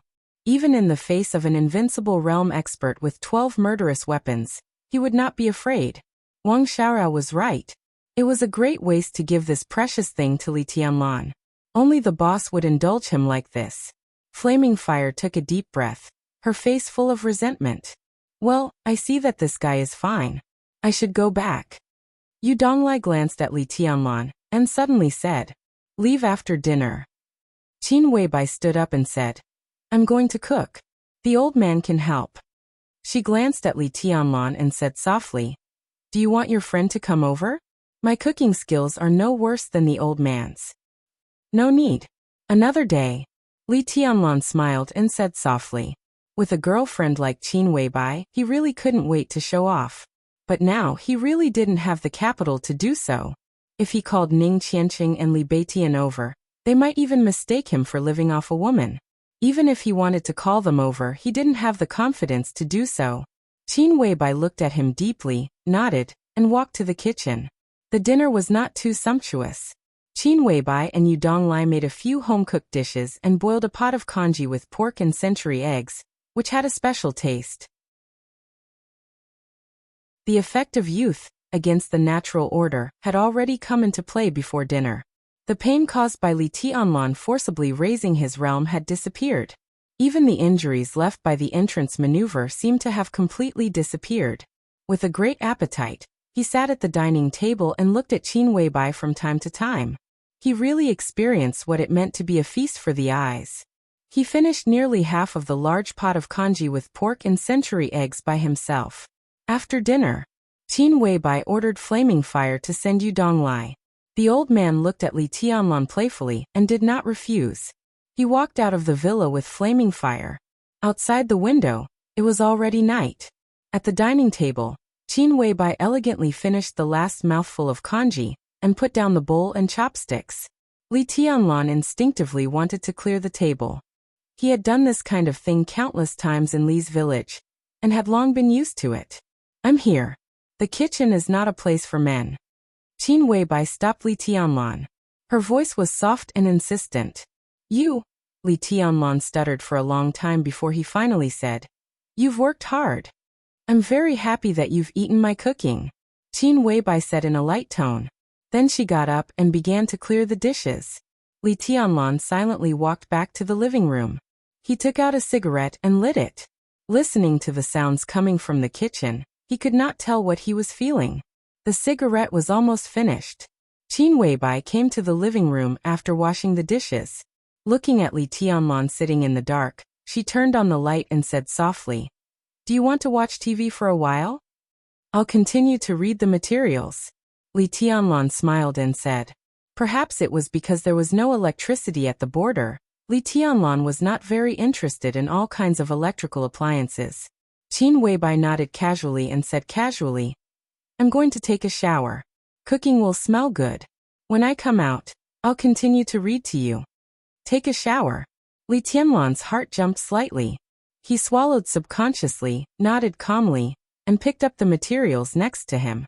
But this time he could not read any more before he even finished 2 pages of the materials. The living room was quiet. There was no sound of Qin Weibai taking a shower. But when he thought that his goddess was taking a shower, his heart was in a mess, as if there was grass growing in it. He put down the materials, stayed for a while, shook his head, and continued to smoke. But he became more and more absent-minded. The incomparably long 40 minutes finally passed. Qin Weibai returned to the living room in a white bathrobe with her long hair hanging down. At this moment, she seemed to have completely lost the sharp and indifferent aura. There was only a kind of charm and laziness that belonged to a domestic woman. She was breathtakingly beautiful. The two of them looked at each other. Qin Weibai looked at the materials that Li Tianlan put aside and chuckled. "Why don't you read them?"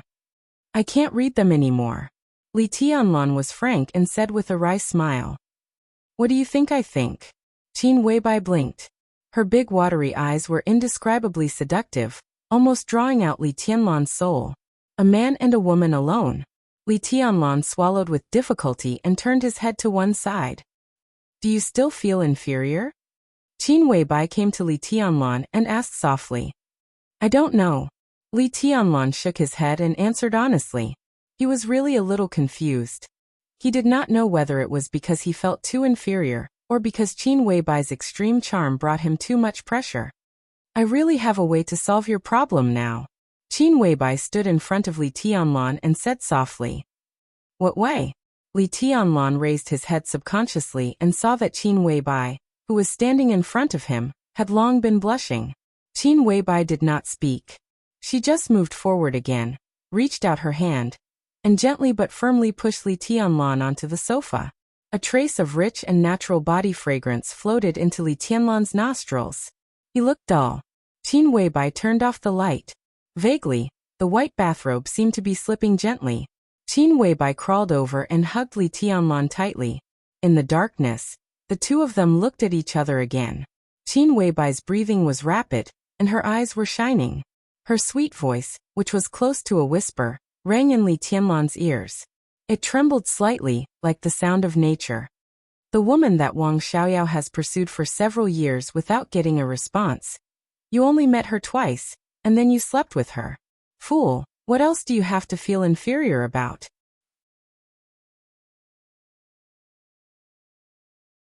Chapter 48.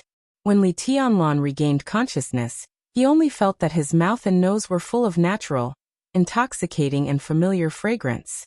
The sun was shining outside the window. Even with his eyes closed, he could feel the bright light outside the window. This made Li Tianlan feel a little lost and a little reluctant. That crazy and dreamy night had passed.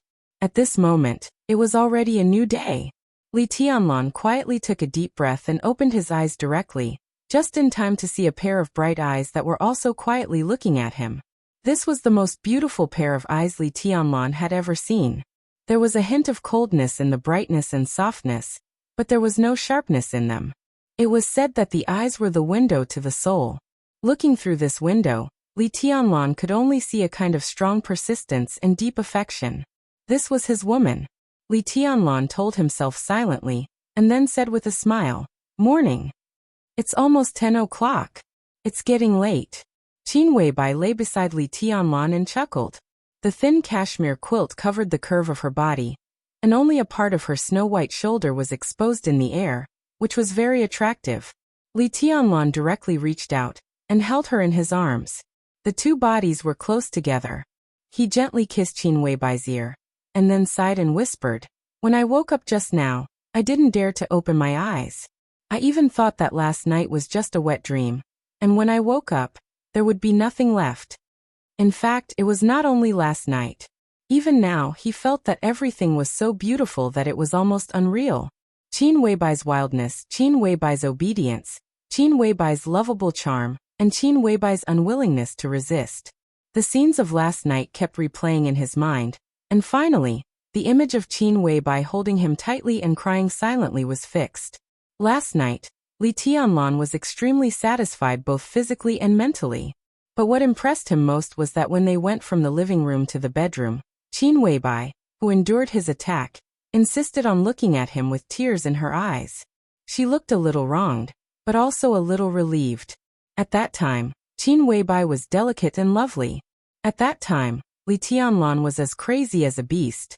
But when everything calmed down and he recalled the way Qin Weibai looked at him and cried quietly, Li Tianlan felt an indescribable pain in his heart. He couldn't tell what kind of sadness and grievance were contained in those eyes, and he didn't know what Qin Weibai was thinking about. But from then on, Qin Weibai became completely crazy and seductive. Not long after dinner, they tossed and turned until midnight. At 2 or 3 o'clock in the morning, the two struggled to take a shower before falling asleep in each other's arms. Li Tianlan's eyes were in a trance. He unconsciously stroked Qin Weibai's smooth and delicate back and muttered to himself again, "It's like a dream." "So you want to do it again?" Qin Weibai raised her head from his arms and looked at him with her big bright eyes without blinking. She said with a faint smile. Li Tianlan was excited, but that was all. Last night he played too crazily, and now he was really powerless. It didn't feel much to lie flat on his back, but as soon as he turned sideways, even with a warm and fragrant body in his arms, he couldn't hide the numbness in his waist.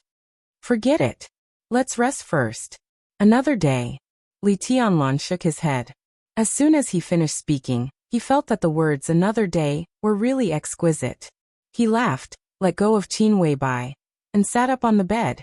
Almost at the same time, Qin Weibai also took Li Tianlan's clothes. Her movements were obviously a little inconvenient. Not to mention a woman who didn't know martial arts. Even if she was an expert of the invincible realm, and had just experienced the first time in her life, the pain couldn't be ignored. She gently bit her lower lip and insisted on getting up. It seemed that she wanted to help Li Tianlan put on his clothes. "I can do it myself." Li Tianlan subconsciously wanted to take the clothes. Looking at Qin Weibai's pale face because of the pain, he suddenly remembered the bloodstain on the sofa, which represented a woman's chastity. Last night, he was so focused on fooling around that he didn't have time to clean up the battlefield. He guessed that flaming fire had seen it. At the thought of this, his heart suddenly felt a little strange. "I'll help you."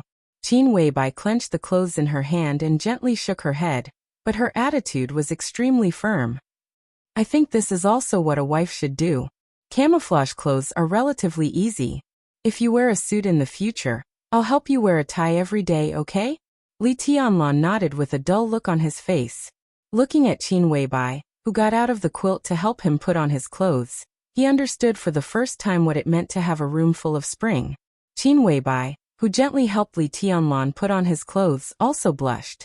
From time to time, she had to endure Li Tianlan's perverted hands. He could bully her so much in just one night. Was he still the bastard who said yesterday that he felt inferior when facing her? It took nearly half an hour to get dressed. When Li Tianlan and Qin Weibai, whose walking posture was obviously a little unnatural, walked out of the bedroom, it was close to 11 o'clock in the morning.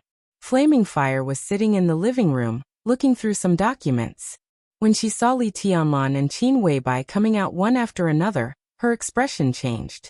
She glared at Li Tianlan fiercely, as if she was looking at a pile of cow dung stuck in a flower. She could not imagine that the boss could be so crazy, nor could she imagine that Li Tianlan would be so lustful.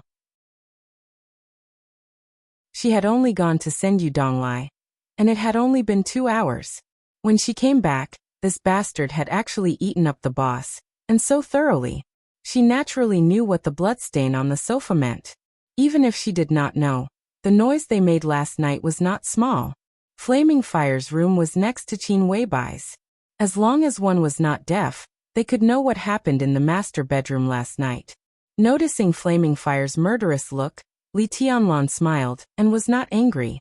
Qin Weibai had become his woman, and in the future, such looks would probably be very common. Even if he did not like it, he had to get used to it. Qin Weibai obviously also noticed the change in Flaming Fire's mood, but she did not say anything. She just tilted her head to look at Li Tianlan and said softly, "Are you having lunch at home?" Li Tianlan nodded and said, "I have 2 brothers who seem to still be living at a relative's house. I'll go find them after lunch." Qin Weibai trotted downstairs. Hearing that Li Tianlan had no intention of taking her, she pursed her lips and seemed a little disappointed, but she did not say anything.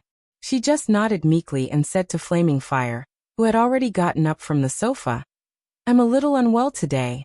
You cook lunch at noon. Don't be salty, make it spicy." She was obviously taking care of Li Tianlan's taste. Flaming Fire glanced at Li Tianlan expressionlessly, nodded, and went straight to the kitchen. Li Tianlan's scalp went numb. Looking at the look in her eyes, he even thought that it was possible that Flaming Fire had drugged the lunch. It was not highly toxic, but something like laxatives. Flaming Fire could definitely do it. Qin Weibai frowned and carefully sat on the sofa. She took her bag, took out a card from it, and handed it to Li Tianlan. She said softly, "There's some money on the card, but there's no password. Take it. Huiting is not like the Sky Academy. Money is waste paper in the Sky Academy, but it's different in Huiting. You can't do anything without money." Li Tianlan did not stand on ceremony. He took the card and put it in his pocket. He had no concept of money since he was a child. Moreover, it was Qin Weibai who gave him the money. Last night, he took away her most precious thing, which could not be measured by money. It would be unreasonable to hesitate over a card.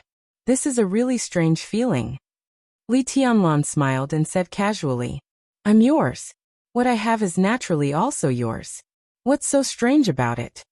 Qin Weibai leaned against Li Tianlan's arms, squinting, her face languid and coquettish. Li Tianlan tightened his arms around her and slightly narrowed his eyes. He changed from a boy to a man in Qin Weibai's arms. It seemed that Qin Weibai had also activated all his ambitions. Before, he had always regarded it as his responsibility to bring his grandfather and the others out of the border.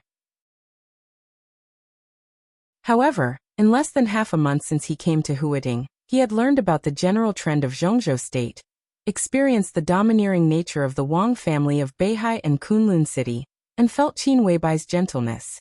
All of these had completely transformed in the madness last night. Bring Grandpa and those uncles out of the border? It should be so. But it was more than that. Reverse the verdict for his father? It was also more than that.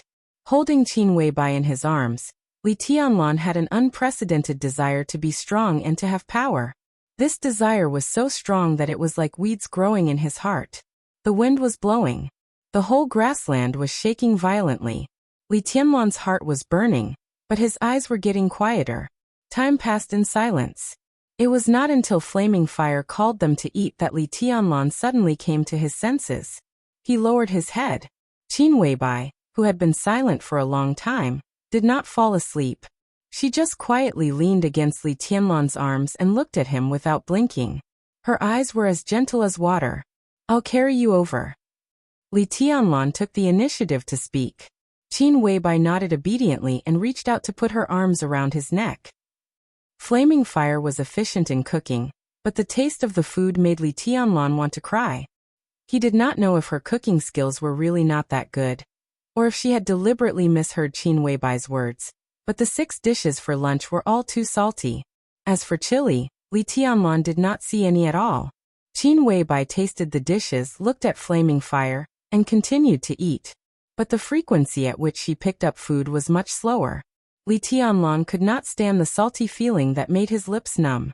He hastily ate 2 bowls of rice and got up. Flaming Fire, who was eating slowly, glanced at him. Her expression was still cold, but there was a hint of a mocking smile in her eyes. Li Tianlan, who was keenly aware of this, was angry. He stopped and directly bent down to kiss Qin Weibai on the face. Then he laughed and went out, feeling refreshed. Flaming Fire gnashed her teeth and could not eat anymore. She sat on the chair with dinner in her hands, lost in thought. Qin Weibai smiled and did not wipe the oil stains left by Li Tianlan on her face. She just put down the bowl and said in a flat tone, "The dishes are salty." "I know," Flaming Fire said in a low voice and did not refute anything. "He doesn't like it." Qin Weibai was silent for a while and spoke again. Flaming Fire, who had thought that she would be reprimanded by her boss, almost broke down. She could not help but raise her head and ask, "Boss, what's so good about him?" She knew that she should not ask this question. As one of the 12 supermasters of Samsara Palace, if it were horsewoman or military counselor, they would never ask this question and dare not ask it. But Flaming Fire was different. She had followed Qin Weibai for several years, and the relationship between the two of them as superiors and subordinates had become like that of sisters. In her opinion, Li Tianlan might have amazing potential, but he was absolutely not worthy of the boss. But in fact, the boss had not only been ruined by him, but also seemed to have been bewitched by him. She was simply obedient to him. If Flaming Fire could really be at peace, then she would really have no temper at all. Qin Weibai glanced at her and said with a chuckle, "My man is naturally the best." She paused and continued, "The best." Flaming Fire put down the bowl and chopsticks and continued to be in a daze. Flaming Fire, be polite to Tianlan in the future. Qin Weibai was silent for a while and said again, "Otherwise, I don't mind sending you to Europe to carry out other tasks." Flaming Fire's body trembled slightly. She lowered her head and said dejectedly, "I will pay attention in the future." Qin Weibai nodded and did not dwell on this matter. She changed the topic and said, "Did you miss anything about Tianlan in the Sky Academy?" "No," Flaming Fire said in an affirmative tone. Qin Weibai was very concerned about Li Tianlan's situation in the Sky Academy. In the Sky Academy, she would report everything related to Li Tianlan to Qin Weibai as soon as she got the news. Qin Weibai nodded and whispered, "The Lu family of Huading, Gu Yunxia, and the Wang family of Beihai, whose position is difficult to determine in the future." She frowned and seemed to be a little hesitant. "Outside, there are horsewomen's secret protection. In the Sky Academy, there is Zhuang Huayang's protection. They dare not do anything." Flaming Fire said, "It's still not safe. When they go crazy, what can't they do?" Qin Weibai shook her head and was silent for a few seconds. She suddenly asked, Doesn't the Sky Academy want to choose the person in charge of their assassination course in Sai City? Has the candidate been decided? I don't know yet. Flaming Fire hesitated and said directly, it's hard for us to collect information about Sai City. Then you go to Sai City, Qin Weibai said decisively. Help me take a message to the city lord. Flaming Fire raised her eyebrows in surprise and felt somewhat inexplicable. The Samsara Palace had no conflict with Sai City in the past, but they had no interaction at all. Forget it. I'd better write it on paper. You go to Sai City in person and give it to Situ Tsangyue. Qin Weibai shook her head and looked at Flaming Fire seriously. She said calmly, you must give it to her in person. Flaming Fire nodded with a solemn face. Qin Weibai found a pen and paper and wrote 2 short lines. Then she put it in an envelope and handed it to Flaming Fire. She said, you go now. I'll ask the military counselor to protect Tianlan for the time being, and let Horsewoman protect me. There will be no problem. Flaming Fire took the envelope and said yes. Then she left the villa without hesitation. Qin Weibai sat alone in the dining room and watched Flaming Fire's back through the French window. She did not speak for a long time. She did not know whether Flaming Fire's trip was a blessing or a curse for her and Li Tianlan. But some things had to be made and even gambled.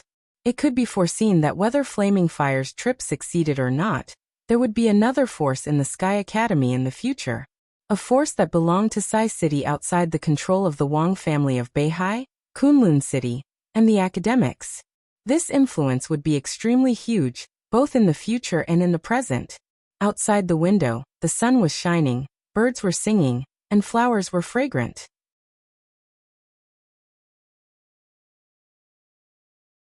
Chapter 49. In Huating, compared with the garden party where a membership card could represent one's status, the existence of Hanyu Palace was even less known. Hanyu Palace's history predated the garden party by many years. It was originally approved in the name of a clubhouse, but today, many years later, it still had not issued any membership card to the outside world. Hanyu Palace covered an area of nearly 200 acres. It was not big and could even be described as exquisite. A clubhouse of this size was undoubtedly somewhat unpresentable in Huating. But if one looked at it from the perspective of size, every corner of this place could be said to be extremely perfect. Hanyu Palace was located in the western suburbs of Huating, facing northeast from southwest. In terms of feng shui, it was a standard paradise with a golden throne, a pagoda, and a cornucopia. It was backed by a high mountain and had a broad prospect. It could be said to be a blessed land that could ensure eternal peace. Everything inside here was also the work of a feng shui master in Zhongzhou State. To exaggerate, every grass and every tree here was very particular. Different from the antique style of the garden party, everything here was developed toward modernization, pursuing extreme luxury and delicacy. The main building in the center of Hanyu Palace covered an area of nearly 5,000 square meters and was 6 stories high. More than 2/3 of it was built with glass, surrounded by an artificial lake. The main building stood in the center of the lake, looking noble and elegant. When the weather was good, the surrounding green water, green mountains, blue sky, and white clouds could be clearly reflected on every piece of glass of the main building. Under the reflection of the sun, it was as gorgeous as a work of art. There were also a few small and exquisite villas surrounding the main building. They protected the main building from a subtle angle. These were the residences of the service staff and security personnel. Looking down from the sky, the entire Hanyu Palace was shaped like a cold moon. It was curved in an ingenious manner. The middle was wide and the sides were narrow. Every part of the interior was arranged just right. It gave off a grand and strict feeling. However, such a blessed land was usually empty most of the time. There were less than 30 attendants in charge of cleaning the place. The entire Frostmoon Palace did not receive any guests, so it was deserted throughout the year. Only very rarely would it be bustling with activity. Therefore, it was more appropriate to say that Hanyu Palace was the temporary imperial residence of a big shot rather than a clubhouse. The weather was fine. At 1 o'clock in the afternoon, a middle-aged man who looked about 50 years old appeared at the gate of Hanyu Palace. He wore an extremely large black robe, and his entire body was shrouded in the black robe. Not to mention his appearance. Even his figure was not obvious under the cover of the black robe. The strange black-robed man walked through the door carved with a cold moon, walked across the exquisite arch bridge that spanned the entire artificial lake, and arrived at the door of the main building without any obstruction. A woman of unknown age stood in front of the door, looking at the black-robed man slowly approaching with a sincere smile. The woman's appearance was ordinary, but her temperament was as gentle as the water of a lake. She was wearing a light white cheongsam and stood elegantly in front of the door, like a lady from a rich and powerful family. "Rose is second master here?" The black-robed man came before the woman and asked in a low voice. "He's upstairs reading and hasn't slept all night. If you still haven't returned, second master will probably send me to find you." The woman with the code name Rose's voice was gentle and elegant. She was not in a hurry, and she exuded an intellectual aura. Her appearance was not outstanding, but her skin was extremely white and delicate. At first glance, it was not a problem to say that she was in her 20s, and it did not seem wrong to say that she was in her 30s. The black-robed man's body stiffened slightly. He nodded and walked directly through the door of the temporary imperial residence. The decoration inside the temporary imperial residence was the complete opposite of the outside world. It was filled with an ancient style, but it was not purely ancient. It was a bit like the style of the Republic of China from hundreds of years ago. It was dignified and grand, and it looked like it had a lot of history. The black-robed man silently walked up the redwood steps in the hall to the third floor, and stood in front of a door. "Is it Black Robe? Come in." A low and gentle voice rang out from the room. It was clear even through the extremely soundproof room. The black-robed man pushed the door open and entered. Behind the door was a large room of nearly 150 square meters. A crimson carpet covered every corner of the room, and the ceiling was painted with gold as decoration, spreading wantonly and carelessly over the entire ceiling. The four walls were all made of glass, and a huge red sandalwood bookcase took up almost all the space on one wall. The bookcase that exuded the fragrance of sandalwood was filled with books and all kinds of antiques. Two leather sofas were placed randomly in front of the window on the other side, and in the middle was a chessboard. The room was completely dark. The floor-to-ceiling window had excellent lighting, but it was now tightly blocked by the curtains. Visibility in the entire room was extremely low. The black-robed man followed the weak light to the sofa and sat down. He continued to remain silent. The mission failed? In the darkness, the gentle and deep voice continued to ring out. In the extremely poor light, his voice seemed to come from all directions, and it was impossible to determine his exact location. "Yes." The black-robed man finally spoke, and his voice was dry. "I'm sorry, second master. Don't blame yourself. I've been mentally prepared." The second master seemed to smile, and his deep voice echoed in the room, light as a feather. "Wang Yuetong's identity is extraordinary. It would be best if we could kill her, but it's not surprising that we failed. What happened to the assassination team? All of them were wiped out." The black-robed man's facial muscles visibly twitched, and his voice was hoarse. In an environment where the black-robed man could not see, the second master muttered to himself. After a long while he said slowly, "That's good. Then there won't be any clues left."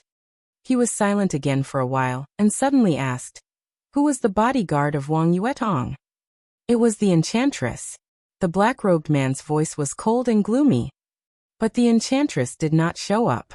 The one who resisted the assassination for Wang Yuetong this time was a young man who was with her. The second master did not speak, and just quietly waited for the black-robed man to continue. "3 swords."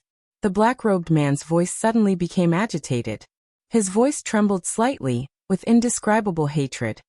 The opponent forcibly raised his realm from the chi-controlling realm to the fire-flaming realm. With only 3 swords, the assassination team was wiped out. The chi-controlling realm. The second master's voice finally carried a hint of surprise and doubt. Listening to the black-robed man's unusual tone, the second master, who knew his old subordinate well, took a deep breath and calmly said, "Do you know those 3 swords?" "I recognize 1 sword." The black-robed man's voice became hoarser. In the darkness, his body trembled slightly, with a kind of heartfelt palpitations and resentment. He reached out his hand through the black robe and touched the hideous scar on his face. He laughed miserably. The 9th blade of Eventide. I'll never forget that sword for the rest of my life. Seeing it again today, it's like a dream. The room suddenly fell silent. The second master was silent for a long time. The black-robed man sat quietly on the sofa, in a trance like a soulless puppet. The 9th blade of Eventide. To others, this sword might only represent a unique skill of some once invincible realm legacy, but to him, it was a nightmare that he never wanted to mention again. 20 years ago, the black-robed man was the most powerful genius in the organization. Even the leaders of the organization thought that he had the potential to be invincible. At the age of 33, he entered the peak of the thunder-shocking realm. How high-spirited was he back then? Even the organization had trained him as a candidate for the position of a new leader. At that time, the black-robed man wholeheartedly wanted to rush into the invincible realm that all martial artists dreamed of, and become one of the strongest people in the dark world. That was when he was at his craziest.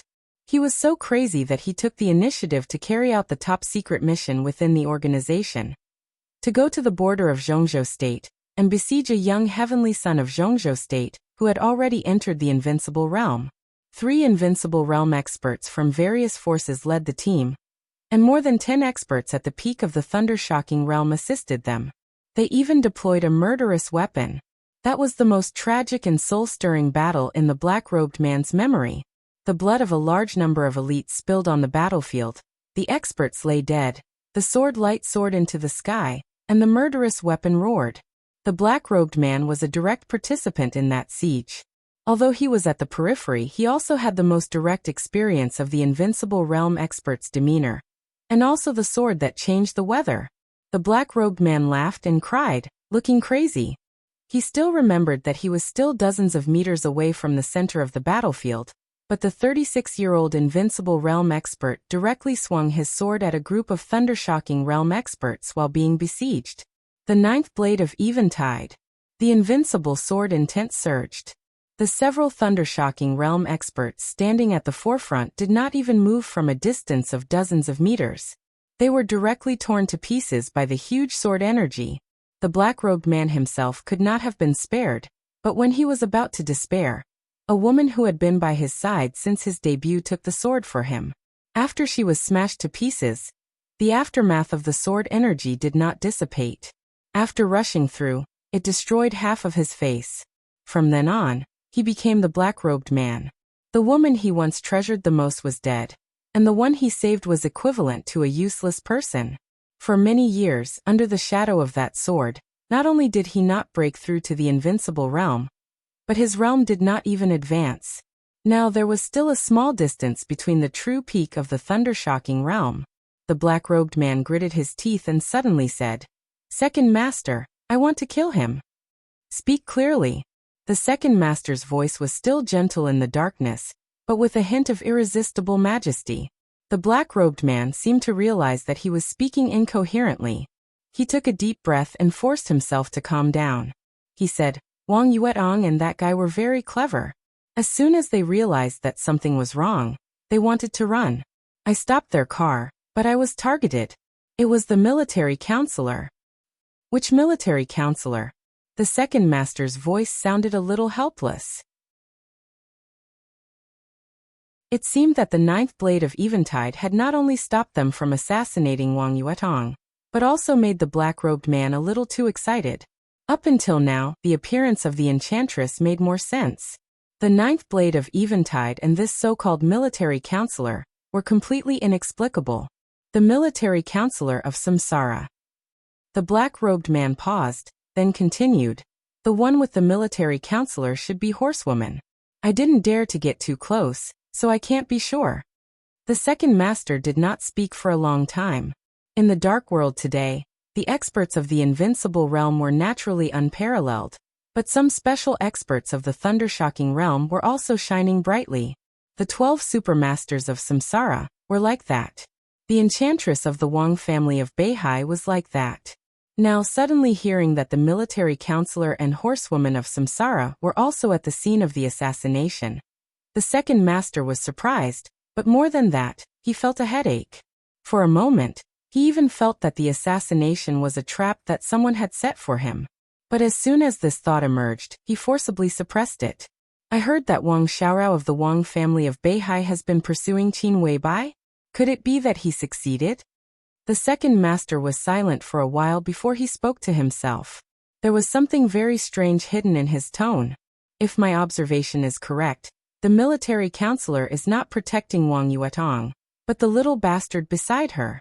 The black-robed man gnashed his teeth and said, "After the military counselor found me, I retreated immediately and was chased by him for a day. Not long ago, he seemed to have received some order and disappeared. If not, I would still be playing hide-and-seek with him outside." "Have you fought with him?" the second master asked. "How is the military counselor's strength?" Among the 12 super masters of Samsara, Saint ranked first. His degree of mystery was comparable to that of the palace master. Immediately after Saint was the military counselor. No one had seen the military counselor in action, and they didn't even know whether he was a man or a woman. Now that the assassination had failed, it was at least a gain to see the military counselor. Unfathomable. The black-robed man hesitated and said slowly, "It was a man. He was mysterious, and I couldn't see his face clearly. I fought with him for 2 moves and almost lost." As he said this, he was filled with indignation. If it was not because the sword attack he had personally experienced 20 years ago had shattered his martial will and caused him to be in a muddle-headed state for so many years, he would definitely not be any weaker than the military counselor. The second master grunted in the dark, deep in thought. The 9th blade of Eventide. The Samsara Palace. The Wang family of Beihai. Everything seemed to be connected. The second master didn't understand what was going on, but it didn't matter. What mattered was that he seemed to have found a more suitable entry point than Wang Yuetong. "Second master, let me kill him." The black-robed man's ferocious voice sounded again. He knew his current situation. In terms of martial arts, this was almost a standard inner demon. 20 years ago, the 9th swordsman had shattered his martial will and shattered all of his confidence. After struggling for so many years, he had finally managed to regain his footing. In the end, he saw the 9th swordsman again today. Although it was immature, it still contained boundless sword will. This sword would forever be an obstacle in his heart. Only by killing that guy would his state of mind be more peaceful, and he might even advance his martial arts. "Is it really the 9th blade?" the second master suddenly asked. "If it's really the 9th blade, it means that the young man is the current inheritor of Zhuanyuantai of Kunlun. That's strange. I heard that Li Honghe had a granddaughter, but she was killed not long after she was born. He should have no descendants. What's wrong with this young man? Is he an outsider? Is Li Honghe really willing to teach such an important unique technique to an outsider? If the Li family really has an inheritor, then how did the Li family get involved with the Samsara Palace? The 2 supermasters are secretly protecting him. It seems that this young man is also very important to the Samsara Palace." "Second master," the black-robed man interrupted the second master's monologue and said anxiously, "I'll do it cleanly. I won't do it unless I'm absolutely sure. Let me kill him." "Kill him?" the second master asked in reply and said softly, "It shouldn't be difficult for you to kill a young man, but how are you going to deal with the super master of Samsara beside him? You seem to be no match for him, be it military counselor or horsewoman. You can't let me do it myself, can you? Since he can be with Wang Yuetong, he must be a freshman of the Sky Academy. Are you going to sneak into the Sky Academy? How long can you hold on under Zhuang Huayang's attack? Oh, I forgot that there is Yudong Lion Huiting. He is also an old subordinate of Li Honghe. It seems that it doesn't take much effort for Yudong Lai to kill you. Kill him? How are you going to kill him? Please help me, second master." The black-robed man suddenly got up and knelt heavily on the ground. In the darkness, his body trembled violently. His forehead touched the carpet hard and he said again, "Please help me, second master." "When will Gu Qianchuan come to Huading?" the second master asked casually, not knowing if he had seen the black-robed man kneeling on the ground. Gu Qianchuan, the first elder of Kunlun City, and the second invincible realm expert of Kunlun City. Gu Xingyun, the governor of Kunlun City and known as the god of war of Zhongzhou State, had spent most of his time in the special warfare system of Zhongzhou State in recent years. The affairs in Kunlun City were basically handled by Gu Qianchuan. The black-robed man stopped kowtowing and said softly, "In about 3 or 4 days, no more than 5 days, he will come to meet you." 3 or 5 days. Very good. I received a secret report that Wang Shengxiao, the heir of the Wang family of Beihai, is about to break through the fire-flaming realm and enter the thunder-shocking realm. Wang Tianzong is ready to take him to the desert. Now that Wang Yuetong is attacked, it is estimated that Wang Tianzong will also come to Huading in 3 or 5 days. I am afraid that it will be very lively then. The second master chuckled softly, his tone low and cold. The black-robed man hesitated and said tentatively, "Second master, do you want to expose the boy's identity and origin?" "Idiot." The second master snorted. "If we expose his origin, it is basically tantamount to admitting that we attacked Wang Yuetong. What are you thinking about? Moreover, Wang Tianzong handles everything flawlessly. If we expose the other party's identity, even if it is just for show, Wang Tianzong will temporarily protect him. At that time, it will be more inconvenient for us to take action." The black-robed man lowered his head slightly and said nothing. "There is still enough time. You and Rose leave Hanyu Palace now. I will transfer Moonlight here. Rose and Moonlight will entangle military counselor and horsewoman. You know what to do, don't you?" The second master took a deep breath and asked softly. "Understood." The black-robed man trembled and kowtowed heavily. "Thank you, second master, for your help." The second master, whose body was always hidden in the darkness, said flatly, "Go ahead." The black-robed man stood up and cautiously left the dark study. In the dark study, the second master sat in his seat and thought silently. Gu Qianchuan, Wang Tianzong, and a descendant of the Li family who was highly valued by the Samsara Palace. The Li family, Kunlun City, and the Wang family had complicated grievances. If this key figure was killed, what should the 4 or even more forces do? The second master chuckled, lit a cigarette, and said softly, "The more chaotic, the better." The cigarette but flickered. In the faint light, there was an elegant and cold middle-aged face. He leaned against the leather sofa behind him and muttered to himself, "The dark world without the Li family is really lonely."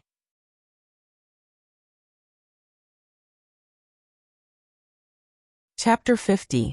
According to Li Tianlan's original guess, after leaving the Sky Academy, Li Beitian and Ning Qianqing would either enjoy themselves in some high-class clubhouse similar to the garden party, or have fun in another similar venue. Both of them undoubtedly had the capital, be it in status or financial resources, especially Li Beitian. As one of the 4 great sword masters of Mount Shu, although he was young, his seniority was not low at all. With such a status, he could do whatever he wanted on most occasions. There was no special treatment in the Sky Academy. But outside the Sky Academy, Li Beitian could get whatever he wanted. He could travel in a luxury car and live a luxurious life. He had said before the vacation that in Huating, as long as he, the great sword master Li, waved his hand, there was no girl he couldn't get. Li Tianlan believed this, and it was precisely because of this that he felt that after leaving the Sky Academy, the days of the two would be quite colorful. But the reality was completely different from Li Tianlan's imagination. When he called Ning Qianqing, he was actually playing billiards with Li Beitian. The venue was not some high-class clubhouse, but Huating University. For Li Tianlan, who had never attended a formal school, Huating University was definitely a very novel place. It was also a place that made him envious. So, after hanging up the phone, he hailed a cab and rushed to Huating University. He was in high spirits. The inside of Huating University was full of people. Compared to the desolate Sky Academy, the inside of Huating University was like a bustling city. Students and teachers of Huating University were everywhere, laughing and talking in groups. It was a scene of prosperity. In April, the temperature in Huating was far from hot. In fact, it could be said to be pleasant. However, standing at the gate of Huading University, Li Tianlan's eyes were filled with black silk skirts and short skirts. Putting aside the beauty of the girls, the beautiful legs clad in black silk were a sight to behold. He even began to imagine how dreamy it would be for Qin Weibai to wear black silk on the bed. As soon as this thought came to him, he could no longer control it. For a moment, Li Tianlan even had the urge to turn around and go back to try it out. Given Qin Weibai's obedient personality, he believed that she would not refuse him. At the gate of Huading University, Li Tianlan, who was wearing a camouflage uniform, smirked and subconsciously wiped the corner of his mouth. "What are you thinking? You're drooling. What, are you attracted to the girls of Huading University? How about I bring you along to harvest some? As I said before, in Huading, as long as you wave your hand, there is no girl that you can't get." A palm suddenly patted on Li Tianlan's shoulder. Li Beitian laughed in a low voice, which was indescribably wretched. Li Tianlan suddenly came to his senses and casually said with a smile, "I was thinking that you guys came too late.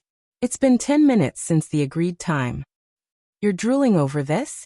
Li Beitian and Ning Qianqing came to Li Tianlan with strange looks in their eyes.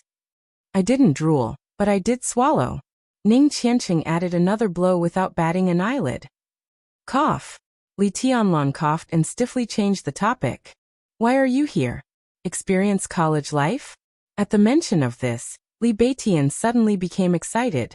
His eyebrows danced and the expression on his skinny, skeleton-like face was so wonderful that he even forgot about Li Tianlan swallowing. He chuckled and said, "Brother Tough has a cousin who goes to school here. He's an honest guy. He said he wanted to introduce me to a pink girl. It's said that she's the campus belle of Huading University. He's waiting for me to harvest her." Let me tell you, Tianlan, although Huading University is not ranked at the top in Zhongzhou State, in terms of the quality of girls, it is definitely one of the top universities. Have you heard that the beauties of Huading University are talented and poetic? Not to mention the quality of the campus belle of Huading University. Li Tianlan shook his head subconsciously. He had never heard that the beauties of Huading University were talented and poetic, nor did he feel it. From the border to Huading and the Sky Academy, Li Tianlan really felt like he was in a cluster of flowers. Qin Weibai, Wang Yuetong, Qin Ku Flaming Fire Yu Qingyan, the enchantress of the Wang family of Beihai, and even Lu Dongyu were all beauties with their own characteristics. They dazzled him.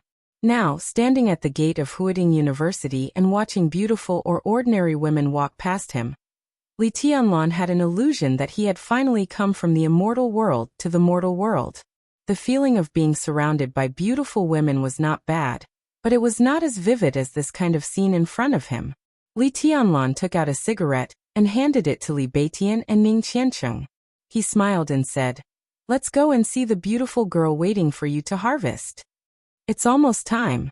Let's go, I'll take you there." Li Beitian laughed and took a drag. He looked at the cigarette in his hand and said, This cigarette is good. I've seen my senior brother smoke it. It's a specialty of the Wang family of Beihai. Yuedong gave it to you, right?" "No." Li Tianlan's smile froze slightly. He shook his head and said in a flat tone, "This guy is always carefree. He doesn't know how to read people's expressions. Just ignore him." Ning Qianqing walked beside Li Tianlan and asked softly, "We met with Yuetong yesterday. She was in a bad mood. Are you all right?" "I'm fine." Li Tianlan was silent for a while and said softly, "We're even now. We don't owe each other anything." "We don't owe each other anything?" Li Beitian also turned around and frowned. What does that mean? In his and Ning Qianqing's private speculation, Li Tianlan, who had the wind and thunder veins, should be one of the people the Wang family of Beihai was trying to win over.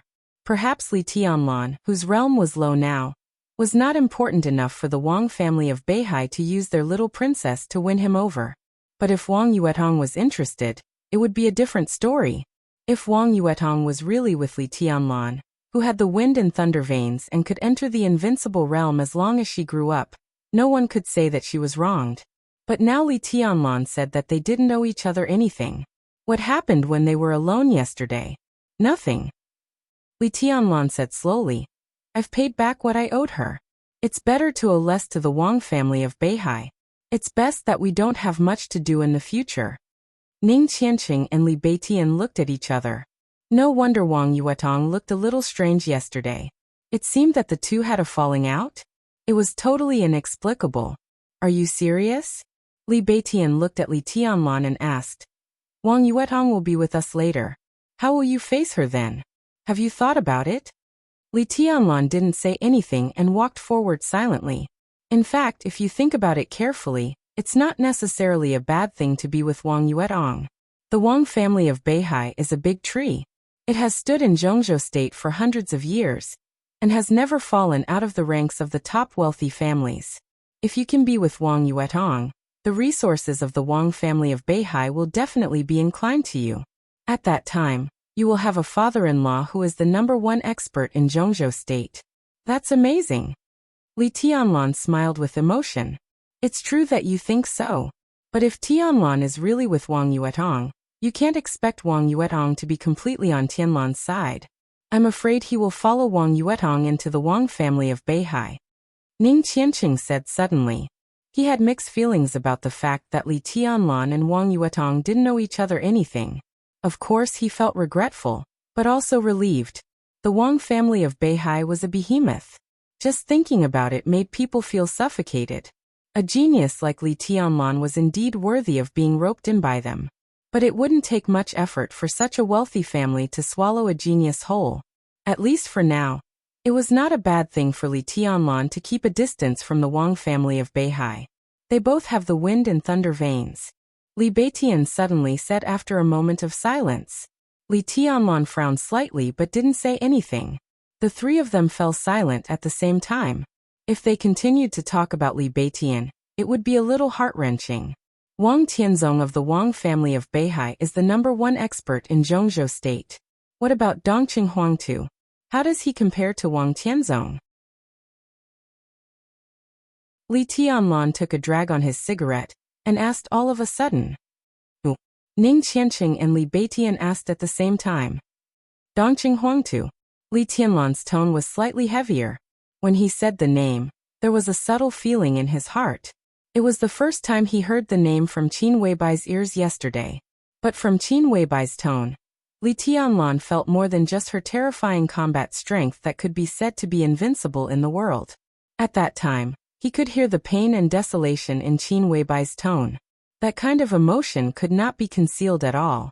Li Tianlan wouldn't be jealous of a dead person.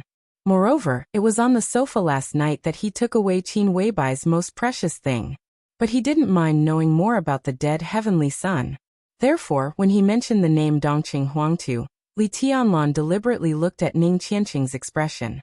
Dongqing Wudi, the commander of the Border Praetorian Corps, was the current patriarch of the Dongqing clan, and Ning Qianqing was his confidant. Therefore, he should know more about the Dongqing clan, which occupied the Zhongyuan province, than anyone else. Dongqing Huangtu? Ning Qianqing murmured and looked at Li Beitian. Then he asked with a blank face, Who is Dongqing Huangtu? I've never heard of him. Li Beitian said straightforwardly. Is there such a person in the Dongqing clan? You don't know Dongqing Huangtu? Li Tianlan looked surprised. There's no such person in the Dongqing clan. I'm sure of it. Ning Qianqing shook his head. His tone was calm and he didn't seem to be lying at all. I don't know much about the Dongqing clan. But Tianlan, are you confused? Comparing Dongqing Huangtu to Wang Tianzong? Who is Wang Tianzong? The #1 expert in Zhongzhou State, known as the Sword Emperor of Zhongzhou State. The Dongqing clan is indeed an outstanding family, but in terms of combat strength, they don't have a single invincible realm expert. How can they compare with Wang Tianzong? Li Beitian looked at Li Tianlan strangely. Where did you hear about this person? The name is quite domineering. Li Tianlan remained silent. He believed that Qin Weibai wouldn't lie to him, and there was no need for her to lie to him.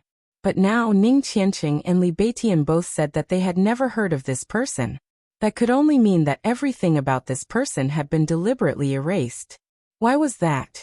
Now even the treason of his father, Li Guangtu, could be brought up by Gu Yunxia. Why was the matter of Dongqing Huangtu hidden so deeply? Even Ning Qianqing and Li Beitian, The core members of the younger generation didn't know about it. Moreover, Dong Qinghuangtu couldn't have been dead for too long. According to Qin Weibai's age, when he was at his peak, Li Beitian and Ning Qianqing should have been at least adults or close to adulthood. With their status, how could they not know anything about Dong Qinghuangtu? I heard someone mention it casually. I don't know much about it, Li Tianlan said with a smile. He wanted to show them Dong Qinghuangtu's battle record, but everything about this person seemed to have become a taboo in Zhongzhou state.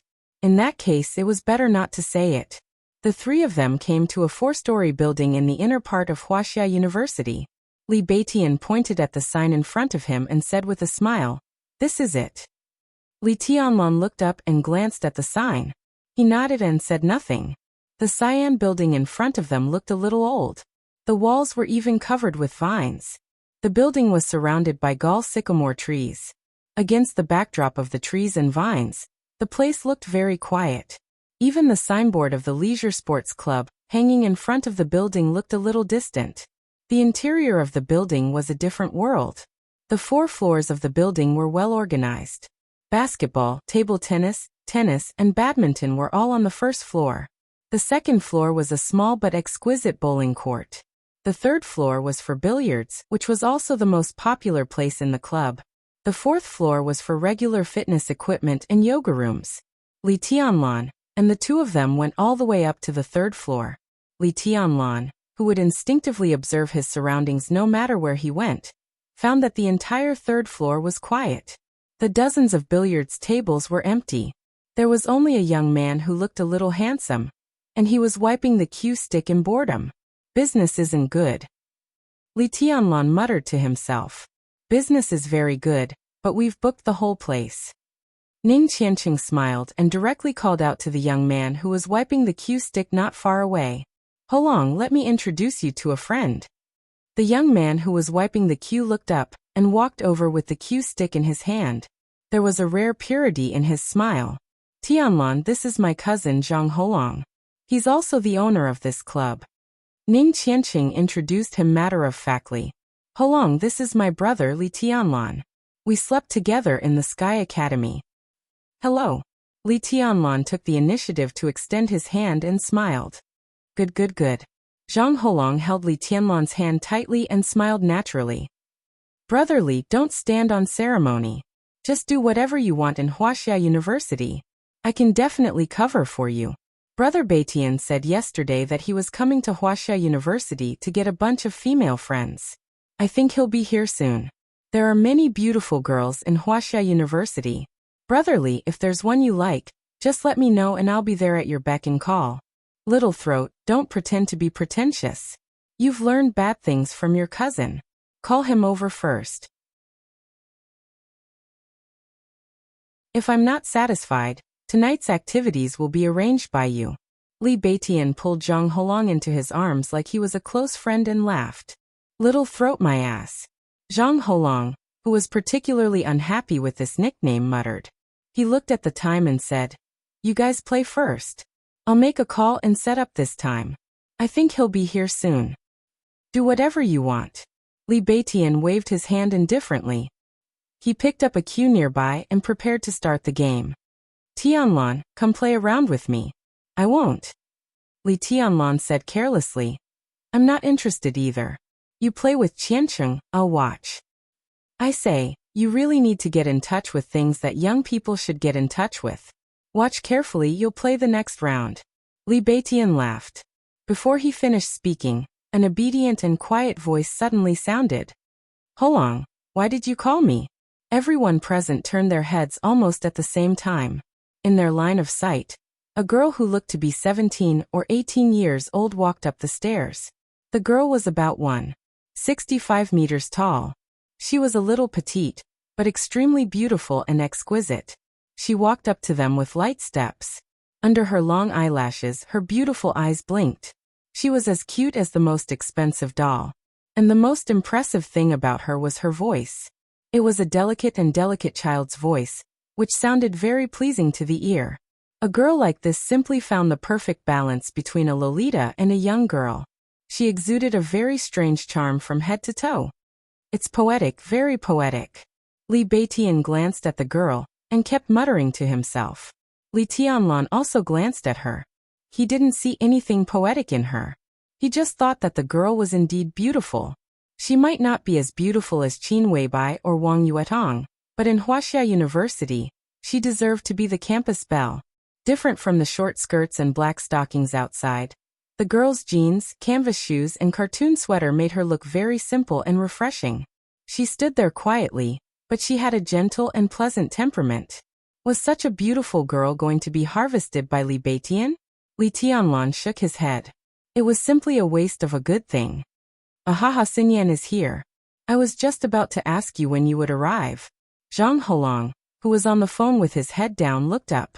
An unnatural awkwardness flashed across his face. Li Beitian didn't notice it. He held the cue and was about to harvest the girl. Zhang Holong's body trembled slightly. He quickly stopped him and whispered with a smile. My dear brother, don't rush. We don't know what's going on with this girl. I'll talk to her first. Make a handsome pose. I'm here, so don't worry. Li Beitian coughed dryly and nodded, pretending to be calm.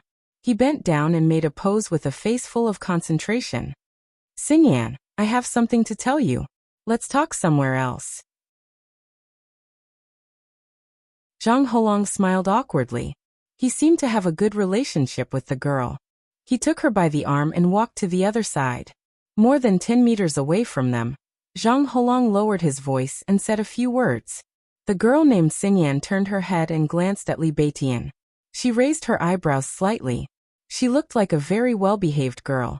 But as she raised her eyebrows, there was a sharp and awe-inspiring aura all over her body. But Li Beitian didn't notice it. He kept his pose with a face full of concentration. Zhang Holong said something again. So? The girl's delicate voice sounded. At the same time, she glanced at Li Beitian again.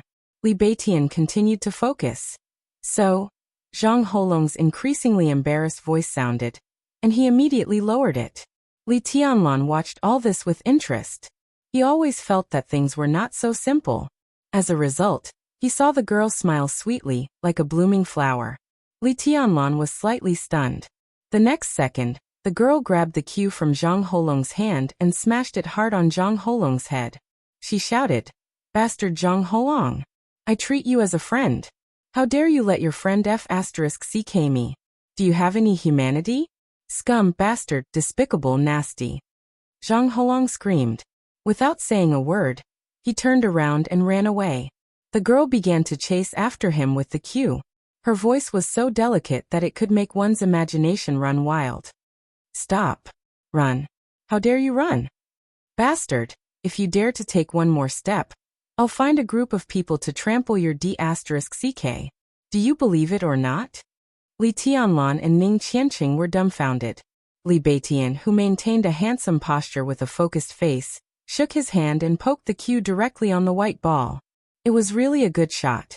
The white ball directly bounced off the table and flew out of the table. As if it had eyes, it smashed hard on Zhang Holong's head. Zhang Holong screamed again and fell to the ground on his back. Before he could struggle to get up, he was knocked down again by the girl behind him. Zhang Holong, who had a bitter expression on his face, simply stopped struggling. He just hugged his head and curled up his body screaming, Li Beitian! Han Xinyan! **CKU. P.S. Student Zhang Holong's cameo can be taken away. Brothers who need cameos can join the new book group. 6705485567. I'll remember every cameo and make an appearance at the right time.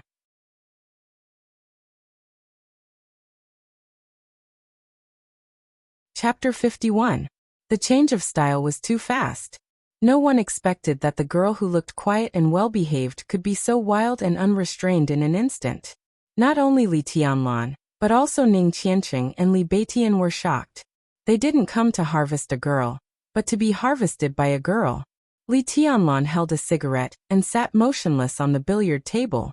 For a moment he couldn't react at all. Li Beitian kept the posture of hitting the ball, and seemed to be completely dumbfounded.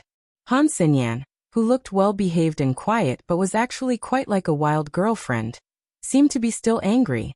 Before Zhang Holong got up, She held the cue and was about to give him a few more hard blows. Zhang Holong, who had given up struggling, suddenly struggled like a pig being slaughtered when he saw this posture. He rolled and crawled out of the range of Han Xinyan's cudgel and cried out in exasperation. Han Xinyan, are you serious? What do you mean serious? Han Xinyan rushed forward with the cue. How dare you F***ck my grandpa? You want your friend to F***ck me? How dare you? Well, Zhang Holong, I haven't seen you for a few days and you've become so awesome. Why are you so awesome? Why are you so awesome? Do you know something? Why are you so awesome? Chickens were flying and dogs were jumping. Chicken feathers were everywhere. There were only a few people on the third floor, which was a little quiet, but it suddenly became very lively. Zhang Holong was dodging in a panic. Han Xinyan was holding a cue. Li Beitian was confused, and Ning Qianqing and Li Tianlan were stunned. Such a scene was so beautiful that it could not be any more beautiful than that. The chase lasted for nearly 10 minutes. Nearly half of the area on the third floor was in a mess. Billiard balls of various colors rolled everywhere. Han Xinyan, who was waving the cue randomly, finally ran out of strength and threw the cue to the ground. She was still angry and said bitterly, "Bastard." Zhang Holong, who had been beaten but never fought back, took out a bottle of water from the bar and threw it to Han Xinyan with a bitter smile. He said helplessly, "I'm doing this for both of us. Xinyan, don't be angry. Let me tell you, these three are all first-class men. They are steady and reliable. Their characters and talents are top-notch. Don't you like Mount Shu very much? Beitian is from Shu Mountain. What are you dissatisfied with?" "I like the swords of Shushan, not the people of Shushan." "What do you mean, you bastard? Do you want your friend to F***ck me?" Han Xinyan widened her watery eyes and said angrily, "Are you asking for a beating? This is for your own good." Zhang Holong felt a headache coming on. "Look, Xinyan, as long as you find a boyfriend, my mom won't have to stare at you all the time and want you to be her daughter-in-law. Moreover, the person I found for you is absolutely reliable, absolutely reliable. Yo, you're pretty smart. How did you come up with such a good idea? I didn't realize it before. Do you have any good ideas? Tell me about it." As Han Xinyan spoke, she took out another cue and smiled sweetly. Look for him. At this critical moment, Zhang Holong really did not care about loyalty at all. He directly pointed at Li Beitian and said, "This is my cousin's brother and also my elder brother, Li Beitian, the great void sword master of Mount Shu. He said he was here to get a girl. To get a girlfriend, and the best one. I had no choice but to find you. It just so happens that you also like Mount Shu." Li Beitian shivered all over. Before he could scold Zhang Holong for being immoral, Han Xinyan had rushed over with the cue in her hand. "You want to get a girl, right? Great void sword master, right? Come on, I'm right here. You can get a girl." Li Beitian's reaction was exactly the same as Zhang Holong's. He covered his head and fled like a rat, howling, "That guy didn't say it was you. I was tricked. Damn little throat dares to trick me. Wait and see." Li Tianlan subconsciously lit another cigarette. Looking at the farce in front of him, he said helplessly, "Beitian knows her? I haven't seen her, but I should have heard of her." Ning Qianqing smiled and sat down beside Li Tianlan. He watched the scene in front of him with relish. He raised his chin and nodded at Han Xinyan, whispering, "Her father is Han Donglu." "Who is Han Donglu?" Li Tianlan looked curious. He knew Zhang Holong, but he had never heard of Han Donglu and Han Xinyan. Most of the information Qin Weibai showed him yesterday was about the people inside the Sky Academy. Very few people were involved in the outside world. Zhang Holong, or the Zhang family, was highlighted by Qin Weibai because of his relationship with Ning Qianqing. The Zhang family of Huiting. Nowadays, Huiting was full of undercurrents and wealthy families, but the Zhang family was definitely one of the most powerful wealthy families in Huiting, and an important part of the Southeast Group. 5 years ago, the Southeast Group headed by the Wang family of Beihai suffered a major setback. Huiting, which they had always regarded as their back garden, was lost and occupied by the Prince Group. The symbolic event was the early retirement of the Zhang family. The early retirement of the old man meant that the Southeast group had directly lost the absolute initiative in Huiting. Although the old man of the Zhang family had retired, his influence in Huiting had not been eliminated. His descendants had also advanced further in their official careers because of the old man's retirement, and even had a huge room for improvement. Zhang Holong was the heir of the Zhang family in Huiting. His father was a senior political official, and his mother was Ning Qianqing's aunt, Ning Sini, the vice president of Huiting University, the dean of the business school, and a famous economist in Zhongzhou State. When Li Tianlan heard about the Zhang family yesterday, he didn't feel anything. But he didn't expect to meet the heir of the Zhang family only one day later. While sighing about fate, he listened to the conversation between Zhang Holong and Han Xinyan. The Zhang family seemed to want to matchmake Han Xinyan and Zhang Holong, but neither of them seemed to feel anything. That was why today's farce happened. Han Xinyan. Han Donglu.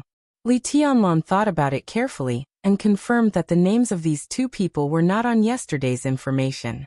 But from Ning Qianqing's tone and Han Xinyan's attitude, he knew that the Han family was probably not weaker than the Zhang family. Ning Qianqing glanced at Li Tianlan and said in a strange tone, "You should have heard of the Flourishing Age Fund, right? Han Donglu is the founder of the Flourishing Age Fund." "I haven't heard of it. Tell me in detail." Li Tianlan took a drag and said with a smile. The real wealthy families in Huiting were still far away from him, but it seemed good to have a taste of them in advance. "I don't know much either." Ning Qianqing shook his head. Han Donglu can be said to be the biggest financial tycoon in Zhongzhou State. He has set off several international financial storms. The liquidity he controls is extremely terrifying. Conservatively speaking, Han Donglu can at least directly or indirectly influence the flow of trillions of funds. He is a real financial tycoon. The financial crisis of several countries in Southeast Asia a few years ago seemed to be led by the Flourishing Age Fund. Not only in Huiting, but also in the entire Zhongzhou State, Han Donglu has a strong influence. Indeed. Li Tianlan laughed softly. The cruelty of the currency war is even more painful than the real war. However, although Han Donglu is internationally notorious, he is a famous philanthropist in Zhongzhou State.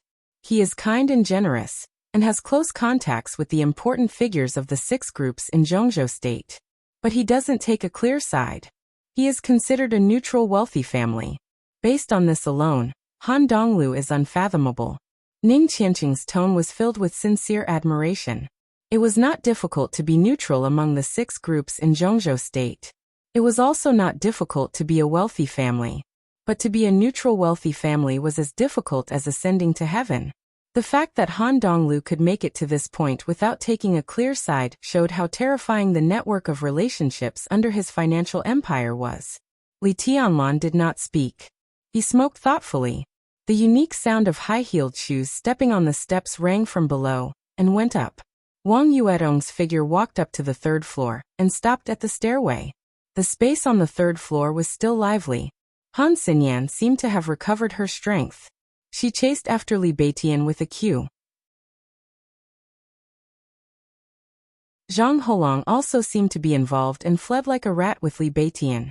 But Wang Yuetong turned a blind eye to everything in front of her.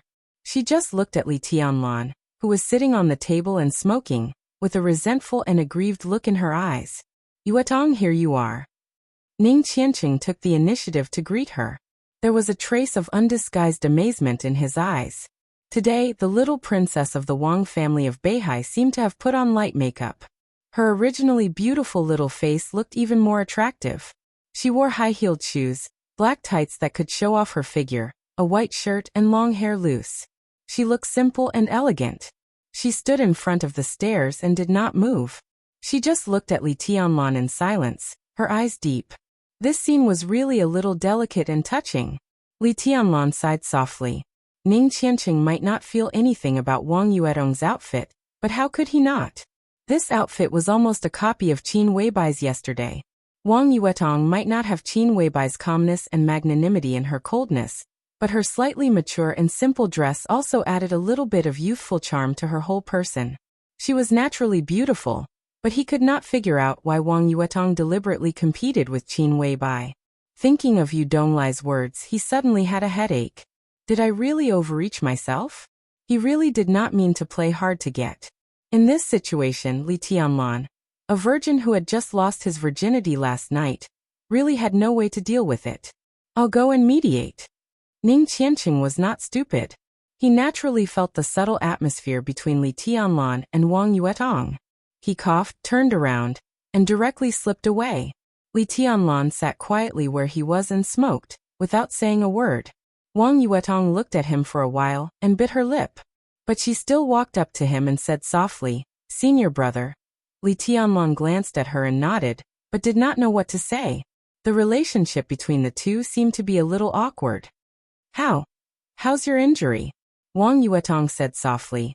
"I brought a few kinds of medicine and some medicinal materials. They are in the car. I'll give them to you later." "No need." Li Tianlan shook his head and looked at Wang Yuetong. He deliberately said in a more polite tone, "My injury has healed, thank you." Wang Yuetong wrinkled her nose, and her eyes became more and more resentful. Her voice trembled slightly, as if she was trying hard to suppress her inner emotions. She said in a trembling voice, "I don't like you to say thank you." "Thank you." Li Tianlan was silent for a long time, but still said softly. Wang Yuetong did not speak anymore. She just looked at Li Tianlan with stubborn eyes. Li Tianlan took a big drag on the cigarette, and then lit another one after he finished it. It was hard to describe his feelings in this kind of resentful and stubborn eyes. He really wanted to tell Wang Yuetong his identity. He really wanted to tell her that it was the best result, that they owed each other nothing. He really wanted to tell her that he could not join the Wang family of Beihai. He really wanted to, but he could only think about it. Li Tianlan admitted that he could not bear the possible consequences if he said it. The cigarette was about to burn out. Li Tianlan's calm face also became cold. He suddenly got up, avoided Wang Yuetong, and said flatly, "Sorry, I need to go to the bathroom." He nodded and directly turned around. Behind him, Wang Yuetong grabbed his arm. Her hand was delicate and slender, but she pulled Li Tianlan's arm very hard. Her voice with a sobbing tone sounded behind him. It was soft and weak, but every word hurt his heart. You're tuning in to the Echoes of the Heart YouTube channel. Don't forget to subscribe and join us on this journey to catch the most captivating stories.